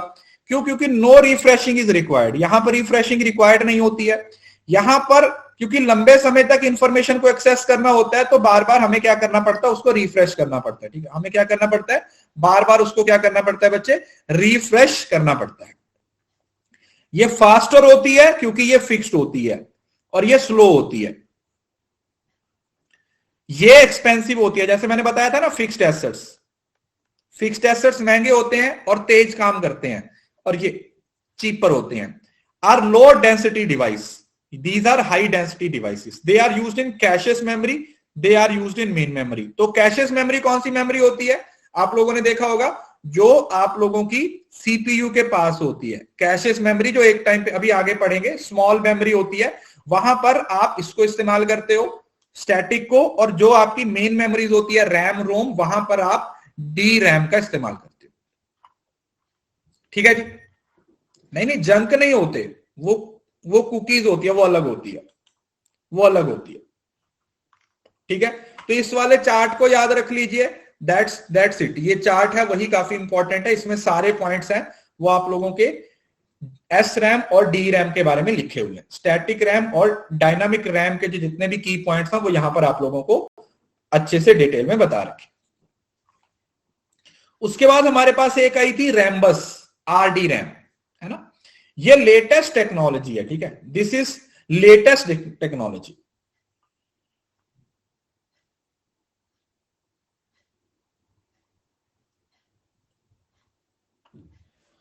उसमें एक ही कैपेसिटर यूज होता है। कैपेसिटर का मेन काम क्या होता है? कंप्यूटर को रिफ्रेश करना, मेमोरी को रिफ्रेश करना। तो उसको हम कहां पर इस्तेमाल करते हैं? उसको हम सिर्फ और सिर्फ डायनामिक में ही इस्तेमाल करते हैं। डायनामिक में इस्तेमाल करते हैं। इस वजह से डायनामिक में कैपेसिटर का इस्तेमाल होता है, दूसरी जगह पर नहीं होता। Okay, Rambus dynamic random access memory is a memory sub system design to transfer data at faster rate. ठीक है, ये काफी फास्टर रेट्स में डेटा को क्या किया जाता है, यूज किया जाता है, बहुत स्पीड से। is made up of random access memory, a random controller and a bus bar that connect RAM to microprocessor and other PC devices। इसको डायरेक्ट आरडी रैम या फिर रैम्बस का नाम दिया जाता है। ठीक है, आपने क्या याद रखना है कि ये एक लेटेस्ट टेक्नोलॉजी है जिसमें डेटा को ट्रांसफर करने की जो स्पीड है वो बहुत ज्यादा होती है। क्या होती है? डेटा को ट्रांसफर करने के लिए जो स्पीड होती है वो बहुत ज्यादा होती है। बहुत फास्ट स्पीड का क्या किया जाता है, इस्तेमाल किया जाता है। It is used in video games because it transfer rate of data is high compare to all types of RAM, is densities of 128 megabits और 256 मेगाबिट्स। जो गेमर होते हैं, आप लोगों को पता है, जो पबजी खेलते हैं या और अलग अलग गेम्स खेलते हैं, वो इस चीज का बहुत ध्यान रखते हैं कि जो डेटा ट्रांसफर होता है उसका जो रेट है वो बहुत तेज हाई होना चाहिए, हाई स्पीड होनी चाहिए। उस रेट से किस रेट पे उसको क्या करेंगे, वो ट्रांसफर कर रहे हैं, जिस रेट पे उसको क्या कर रहे हैं, ट्रांसफर कर रहे हैं, उसकी जो स्पीड होनी चाहिए वो बहुत ज्यादा होनी चाहिए, कि वो जो स्पीड है वो काफी ज्यादा होनी चाहिए। तो इस वजह से ज्यादा स्पीड के लिए वो किसका इस्तेमाल करते हैं, वो रैम्बस डायनामिक रैम का इस्तेमाल। ठीक है जी, इज इट क्लियर? तो ये तीन टाइप्स की रैम है, स्टैटिक है, डायनामिक है और रैम्बस है। और इनके अपने अपने क्या है, मेन फीचर्स हैं जो आप लोगों ने क्या करने हैं बच्चे, याद रखने। इनके कुछ फीचर्स हैं जो आप लोगों ने क्या करने हैं, याद रखने। ये वाला रहने दीजिए, ठीक है, इसमें कुछ ना चीजें थोड़ी ऊपर नीचे हैं, आगे पीछे लिखी गई हैं, मतलब कुछ पॉइंट सही है और कुछ गलत है। सो इट्स बेटर कि आप ये वाला चार्ट है इसको याद कीजिए। ठीक है, मैं स्टार लगा देता हूं इस पे, इस वाले पॉइंट्स को आप क्या कीजिएगा, याद कीजिएगा। बेटा अगर आप अनअकैडमी प्लस पे पढ़ रहे हो फिर तो आपको बुक लेने की जरूरत नहीं है, but if you want to buy a book, अगर आप परचेज करना चाहते हो तो आप केवीएस मदान की बुक ले सकते हो, पियर्सन पब्लिकेशन की बुक, पेपर 1 की बेस्ट बुक है। आप वो बुक है उसको परचेज कर सकते हो अगर आप परचेज करना चाहते हो। उसके बाद हमारे पास आता है रोम। रोम रीड ओनली मेमोरी। अभी मैंने आप लोगों को बताया था रोम का मतलब क्या है। रोम का मतलब क्या है, जो बूटिंग प्रोसेस के लिए यूज की जाती है, कंप्यूटर को रीस्टार्ट स्टार्ट करने के लिए यूज की जाती है। Unacademy is not enough. मैंने कब कहा अनअकैडमी इज नॉट इनफ? मैंने कहा आपको क्लासेस सफिशिएंट है, इफ यू आर इंटरेस्टेड तो ले सकते हो। हम आप किसी को नहीं बोलते कोई बुक परचेज करने के लिए, क्योंकि हम सब कुछ आप लोगों को यहाँ पे पढ़ाते हैं। मैंने इस वजह से बोला क्योंकि कुछ लोगों को ये ऐसा फील होता है कि अगर पेपर 1 की एक बुक भी साथ में रहेगी तो उनको अच्छा लगता है। इट्स लाइक इस तरीके से कि ठीक है हम साथ में बाद में बुक से भी पढ़ सकते हैं, कुछ एमसीक्यू लगा सकते हैं, कुछ स्टूडेंट्स को ऐसा होता है। तो उन बच्चों के लिए मैंने बोला, हाँ उनकी अपनी सेटिस्फेक्शन के लिए होता है, बट हम अपने एंड से आपको पूरा कवर करवाने की कोशिश करते हैं। ठीक है, हम अपने एंड से सारा कुछ कवर करवाने की कोशिश करते हैं, बट फिर भी इफ यू आर इंटरेस्टेड, आप बुक लेना चाहते हो, देखो अगर तो लेना नहीं लेना चाहते तो कोई दिक्कत नहीं है। अगर आप लेना चाहते हो तो मैं आपको चॉइस बता देता हूं, then you go for Pearson publication only. उसके अलावा कोई बुक मत लेना, अदरवाइज फिर बुक लेके खराब कर दोगे, आपको जो पढ़ा पढ़ाया है वो खराब हो जाएगा। अदरवाइज नोट्स मोर देन सफिशिएंट है, जितना आपको पढ़ा रहे हैं वो मोर देन सफिशिएंट है, इससे बाहर कुछ भी नहीं आता। अगर आप इतना भी पढ़ लोगे that is more than sufficient.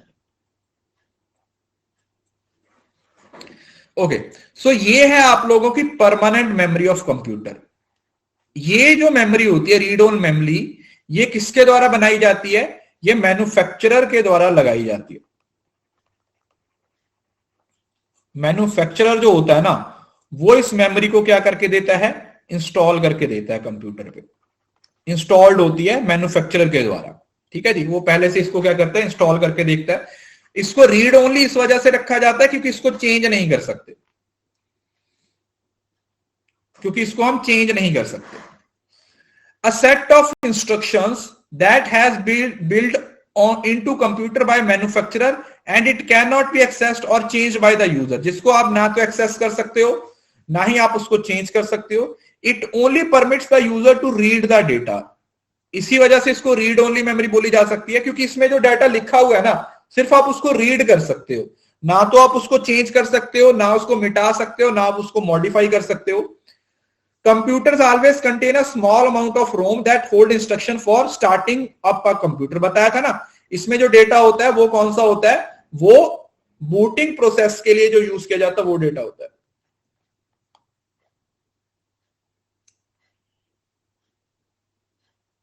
Booting process के लिए इसको यूज किया जाता है, बूटिंग प्रोसेस के लिए। अब फीचर्स क्या है, has content which are fixed, पहले बताया था। बूटिंग का मतलब अभी तो बताया यार, स्टार्ट करना कंप्यूटर को।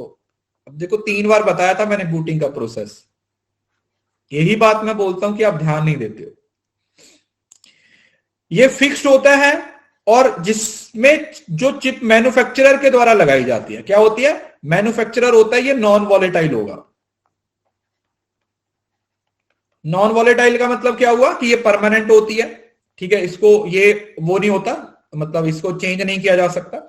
Hold a bootstrap loader part of operating system, operating system का कौन सा पार्ट होता है इस पे, बूटस्ट्रैप। बूटस्ट्रैप का मतलब बूटिंग का प्रोसेस, स्टार्टिंग वाला, कंप्यूटर को स्टार्ट करने time. Retrain it's data when turned is data computer is turned of, और इस पे जो इंफॉर्मेशन है वो कंप्यूटर को बंद करने के बाद भी रहती है, ठीक है जी। ऐसा नहीं है कि अगर आपने जैसे रोम के केस में क्या था, जैसे ही कंप्यूटर सॉरी रैम के केस में क्या था, रैम थी वो टेम्परेरी थी, रैम थी वो टेम्परेरी थी, उसको जैसे ही आप बंद कर दोगे तो उसमें जो डेटा होता है वो भी क्या हो जाएगा, आपका कहीं चला जाएगा। उस पे जो डेटा होता है वो भी आप लोगों का क्या होगा, कहीं ना कहीं बेचारा चला जाएगा। बट इसके केस में ऐसा नहीं होता, इसके केस में ऐसा नहीं होता। जो रैम है वो टेम्परेरी स्टोरेज नहीं होती है, सॉरी रैम है टेम्परेरी होती है, और जो रोम होती है वो आप लोगों की परमानेंट होती, याद रखिए। अब ये भी आगे 4 टाइप्स की है, जैसे रोम जो रैम थी वो आपकी 3 टाइप्स की थी, स्टैटिक, डायनामिक और साथ में रैम्बस। ये जो है ये आगे अपनी 4 टाइप्स की होती है।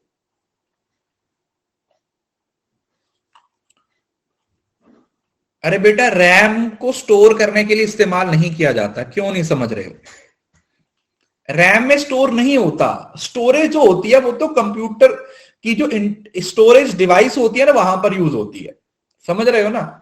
ये चीजों में को डेटा स्टोर करने के लिए इस्तेमाल नहीं होता, ये सिर्फ कंप्यूटर की वर्किंग के लिए, कंप्यूटर को इंस्ट्रक्शंस देने के लिए इस्तेमाल होती है, समझ रहे हो। जैसे आपके कंप्यूटर में अब जब आप लैपटॉप मोबाइल खरीदते हो तो रैम के साथ साथ आप इंटरनल स्टोरेज देखते हो ना, तो डेटा तो आपका इंटरनल स्टोरेज में स्टोर होगा ना।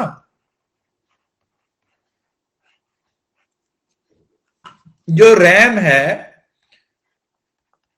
वो आपकी कंप्यूटर की वर्किंग के लिए होती है, लैपटॉप की मोबाइल की वर्किंग के लिए, कि वो कितनी स्पीड से काम कर रहा है, कितनी जल्दी जल्दी भाग रहा है, ठीक है। और जो रोम होता है वो आपके बूटिंग प्रोसेस के लिए होता है, और जो इंटरनल स्टोरेज होती है उसमें आप अपने डेटा को स्टोर करते हैं। अब ये 4 तरीके की है, पहले है प्रोम, फिर ई प्रोम, फिर ई प्रोम, और फिर आती है फ्लैश मेमोरी। ध्यान से समझिएगा, ये चारों टाइप्स बहुत ही इंपॉर्टेंट है आपके पेपर के पॉइंट ऑफ व्यू से। पहले आती है programmable erasable programmable read only memory. ये आप लोगों की रोम ही है, एक तरीके से आप ये मान सकते हो कि ये वो मेमोरी है जिसपे एक बार जो प्रोग्राम छाप दिया उसको दोबारा से इरेज नहीं किया जा सकता। तो ये नॉन वॉलेटाइल है, मतलब जो लिख दिया सो लिख दिया, बस खत्म, उसके बाद कुछ नहीं किया जा सकता, पत्थर पे लकीर की तरह हो गई कि जो हो गया सो हो गया, फिक्स्ड है, ये कभी चेंज नहीं होगा। ये क्या हो गया है, ये फिक्स्ड हो गया है, ये कभी चेंज नहीं होगा। अरे बेटा मेमोरी हायरार्की तक पहुंचने तो दो, वो भी पढ़ाएंगे। तो प्रोग्रामेबल रीड ओनली मेमोरी का मतलब क्या हुआ कि इसमें जो लिख दिया सो लिख दिया, बात खत्म, और कुछ करने की जरूरत ही नहीं है। एक बार जो लिख दिया सो लिख दिया, उसके बाद हम कुछ नहीं करेंगे। ठीक है जी, जो लिख दिया सो लिख दिया। देन आता है ई प्रोम। देखो इरेजेबल प्रोग्रामेबल मेमोरी, जिसमें आप डेटे को रिमूव कर सकते हो। कैसे? अल्ट्रा वायलेट लाइट से। यूवी लाइट्स उस पर डालोगे और यूवी लाइट्स को इस्तेमाल करने से उस पर जितना भी डेटा लिखा होगा वो क्या हो जाएगा, वो स्टेट क्या हो जाएगा, वो इरेज हो जाएगा। यूवी लाइट्स का इस्तेमाल करते हैं इसमें। किसका इस्तेमाल करते हैं हम? यूवी लाइट्स का इस्तेमाल करते हैं। इसके अंदर यूवी लाइट्स के द्वारा क्या कर सकते हो आप? डेटे को रिमूव कर सकते हो। Special type of PROM that can be erased by exposing it to ultra violet lights. जो अल्ट्रा वायलेट लाइट्स होती है उसके द्वारा इसको क्या किया जा सकता है? खत्म भी किया जा सकता है।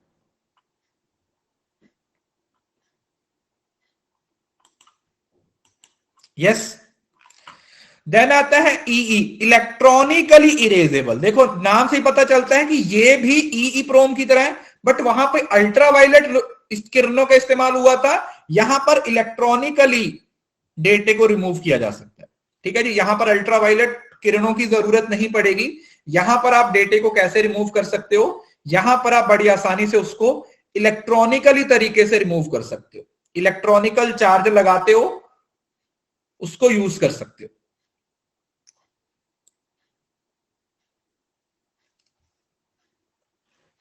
और एक आती है फ्लैश मेमोरी। ये आप लोगों की ईई प्रोम की ही टाइप है, बस ये एक लेटेस्ट टेक्नोलॉजी है जो इससे थोड़ी सी फास्ट होती है। ठीक है, दोनों ही आपकी फ्लैश मेमोरी है, बट ये जो फ्लैश मेमोरी है जिसको अलग से लिखा हुआ है, ये आजकल मॉडर्न है। जो आप लोगों के उसमें आती है ना, कैमराज में, जो कैमराज में इस्तेमाल की जाती है फ्लैश, देखा कभी?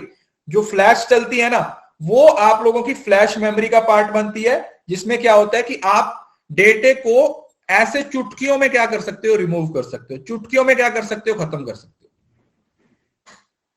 आप डेटे को क्या कर सकते हो? ऐसे चुटकियों में एकदम से फटाफट से क्या कर सकते हो? रिमूव कर सकते हो। That is what your flash memory is.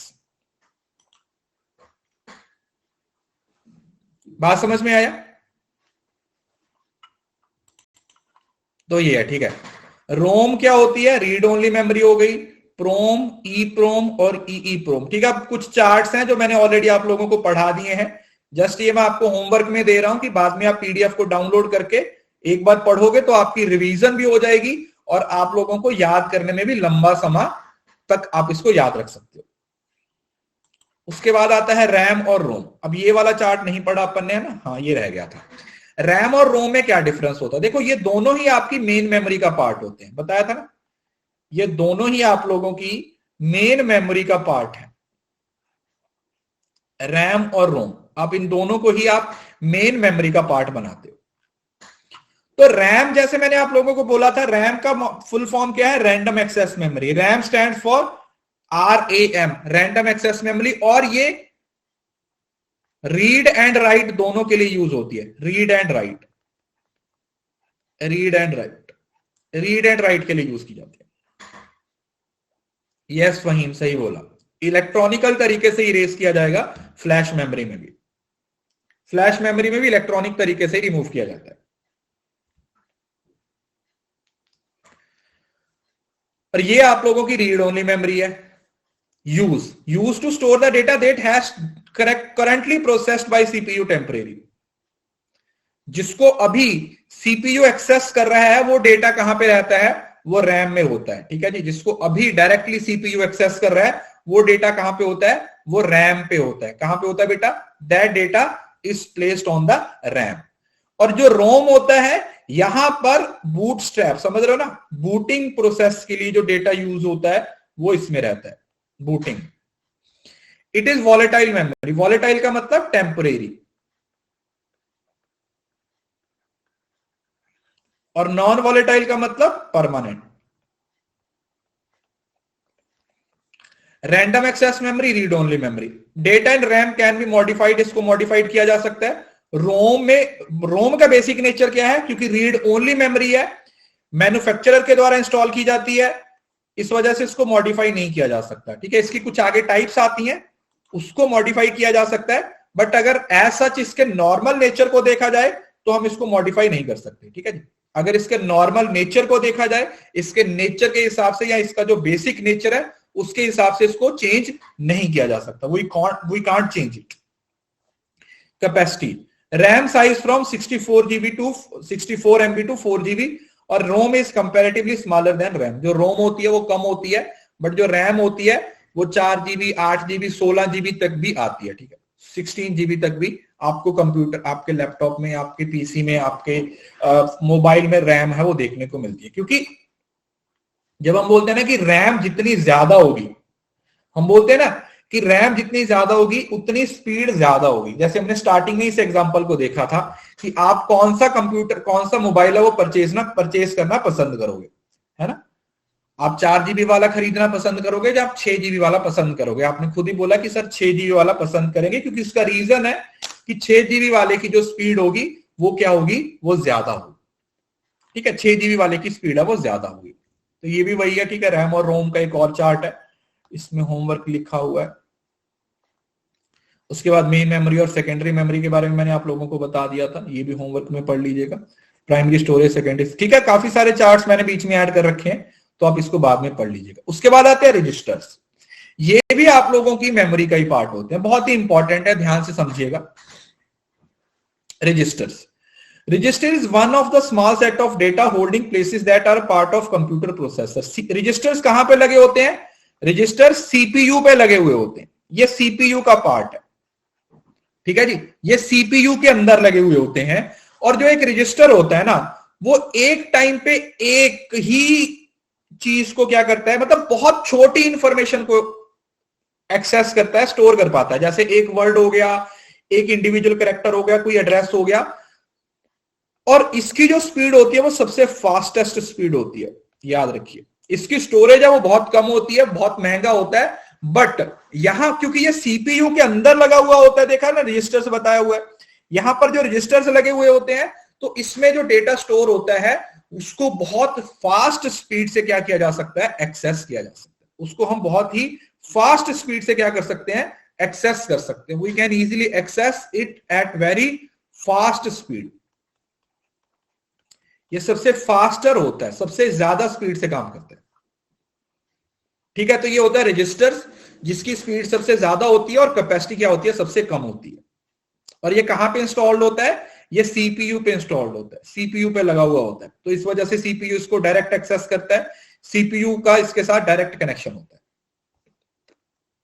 जैसे ये देखो, सीपीयू पे अभी बताया था ना आप लोगों को, जो कंट्रोल यूनिट होती है, साथ में अरिथमेटिक लॉजिक यूनिट होती है, और साथ में रजिस्टर्स भी होते हैं। तो ये चीज आप लोगों ने याद रखनी है। अरिथमेटिक लॉजिक यूनिट, जिसमें अरिथमेटिक के फंक्शन अलग होंगे, अरिथमेटिक के फंक्शन हो गए तो अरिथमेटिक वाला करेगा, कोई लॉजिकल फंक्शन है तो लॉजिकल यूनिट करेगी, और जो कंट्रोल यूनिट है वो सारे फंक्शंस को क्या करेगी, कंट्रोल करने का काम करेगी। पूरे सिस्टम को क्या करने का काम करेगी, कंट्रोल करेगी। सिस्टम को जो कंट्रोल करने का काम है वो किसके द्वारा किया जाता है, वो इसी के द्वारा किया जाता है। बताइए, किसी को इस बात में कोई दिक्कत? कंट्रोल करने का काम इसी के द्वारा किया जाता है।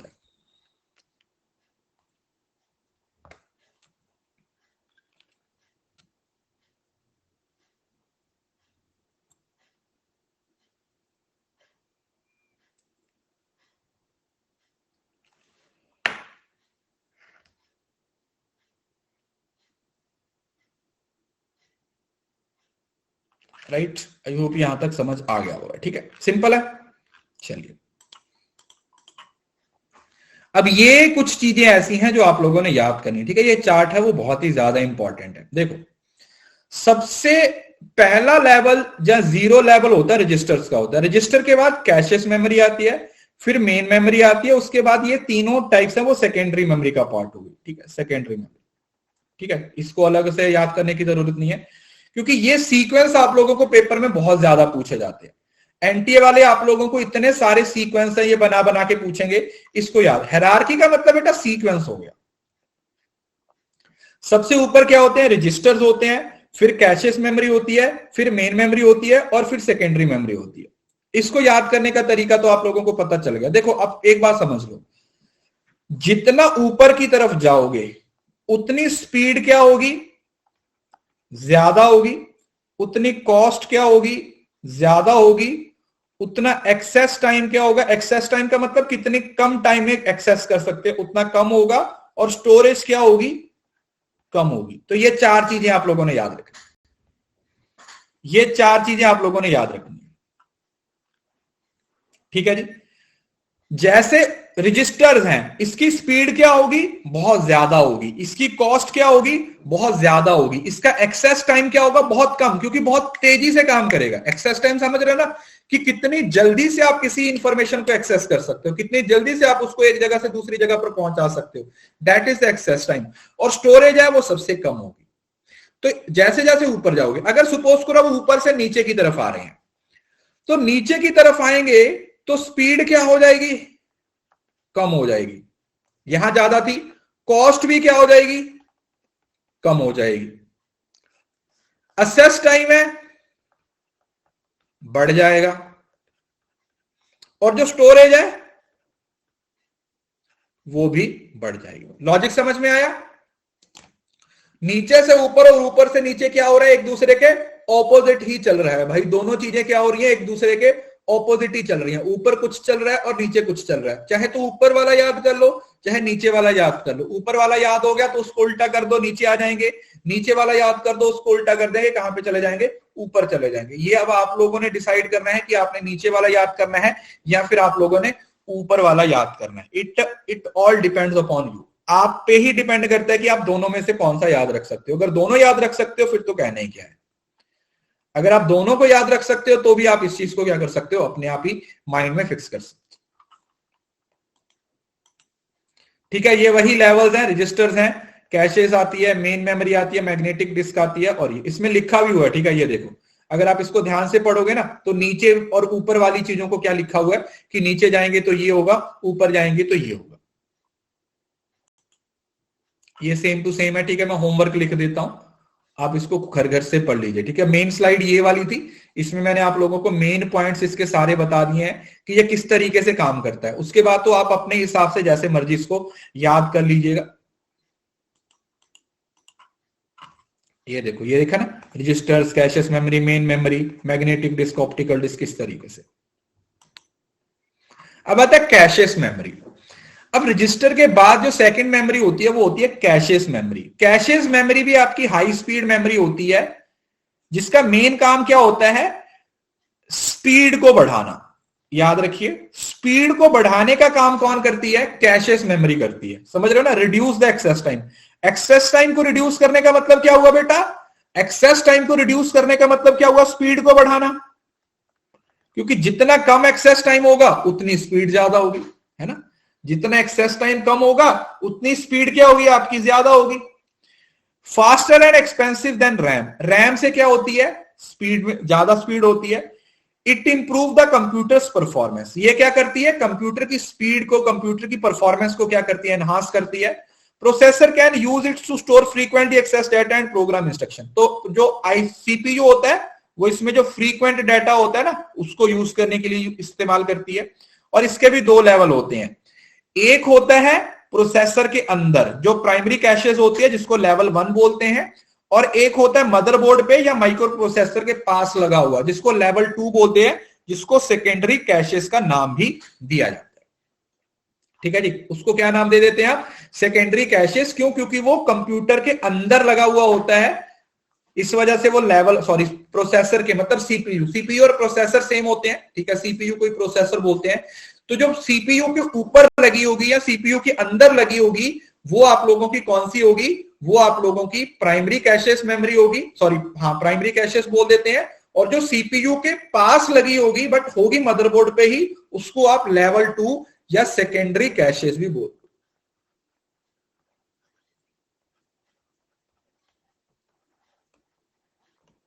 बताइए, यहां तक किसी को कोई तकलीफ यहां तक किसी को कुछ समझ नहीं आया तो वो मुझसे पूछ सकता है, नहीं तो फिर हम आगे देखें।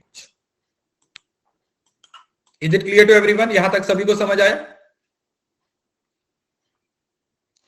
मदरबोर्ड जिसमें ये सारी चीजें इंस्टॉल होती हैं, वो बड़ी सी चिप देखी है ना अपने अपने घर के टीवी में देखी होगी, वो मदरबोर्ड होता है ना जिसपे सारी चीजें एक एक करके इंस्टॉल्ड होती हैं, उसको मदरबोर्ड बोल देते हैं।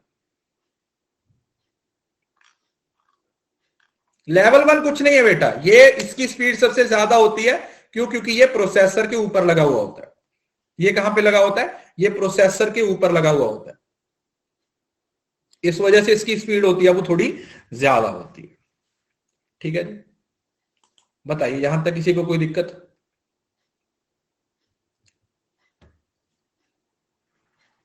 बताइए।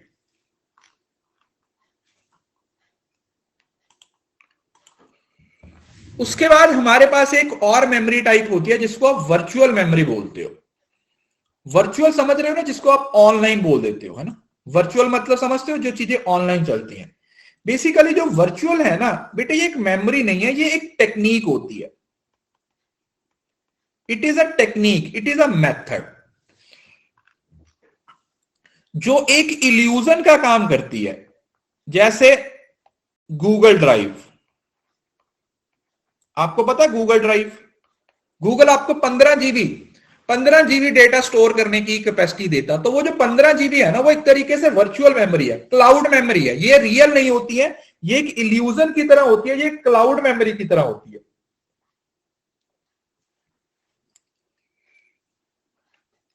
तो virtual memory is not exactly as a physical memory, it is a technique which extend the capacity of main memory beyond its limit. जिससे कि जो मेन मेमोरी की, जैसे सपोज करो मेन मेमोरी 2 जीबी है और कोई प्रोग्राम है वो 3 जीबी का है जिसको हमें एक्सेस करना है, तो ये जो 1 जीबी एक्स्ट्रा है वो कौन प्रोवाइड करेगा? वो आपकी वर्चुअल मेमोरी प्रोवाइड करेगी। तो ये मेन मेमोरी की जो लिमिट है उसको क्या करने का काम करती है? उसको एक्सटेंड करने का, उसको बढ़ाने का काम करती है। Caches memory is a high speed memory which is used to reduce the access time. और जो कैशेस मेमोरी होती है उसका मेन काम क्या होता है? वो आपके कंप्यूटर की स्पीड को बढ़ाती है। और जो वर्चुअल मेमोरी है वो आप लोगों को एक्सटेंडेड मेमोरी प्रोवाइड करती है, ताकि आप उन सारी चीजों को भी एक्सेस कर पाओ जिसके लिए आपको, जिसको एक्सेस करना आपके लिए क्या है? जरूरी है। वो आपको स्टोरेज प्रोवाइड करती है। वो आपको क्या प्रोवाइड करती है बेटा? वो आप लोगों को एक्स्ट्रा स्टोरेज प्रोवाइड करेगी। वो आप लोगों को एक्स्ट्रा स्टोरेज प्रोवाइड करेगी। किसी को इस बात में कोई दिक्कत है तो पूछ सकता है।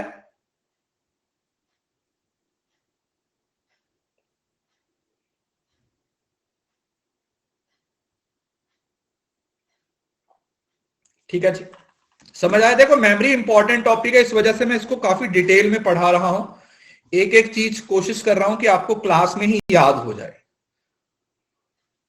एक एक चीज आप लोगों को क्लास में ही याद हो जाए, यही मेरा मेन कंसर्न है। बाकी तो चलो ठीक है, आप पढ़ लोगे, आप अच्छे से कर लोगे, बट फिलहाल कोशिश यही है कि आप लोगों को क्लास के अंदर ही सारी चीजों को।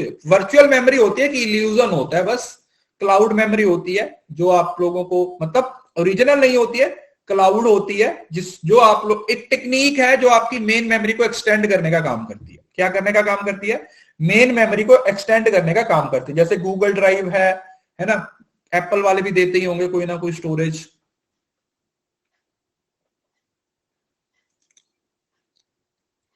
ठीक है, आई क्लाउड पता नहीं, मेरे पास आईपैड भी और मैकबुक भी है, बट मेरे को अभी तक यही नहीं पता कि एप्पल का क्लाउड नेम क्या है। आई क्लाउड बोलते हैं क्या? क्योंकि मैं यूज ही नहीं करता हूं।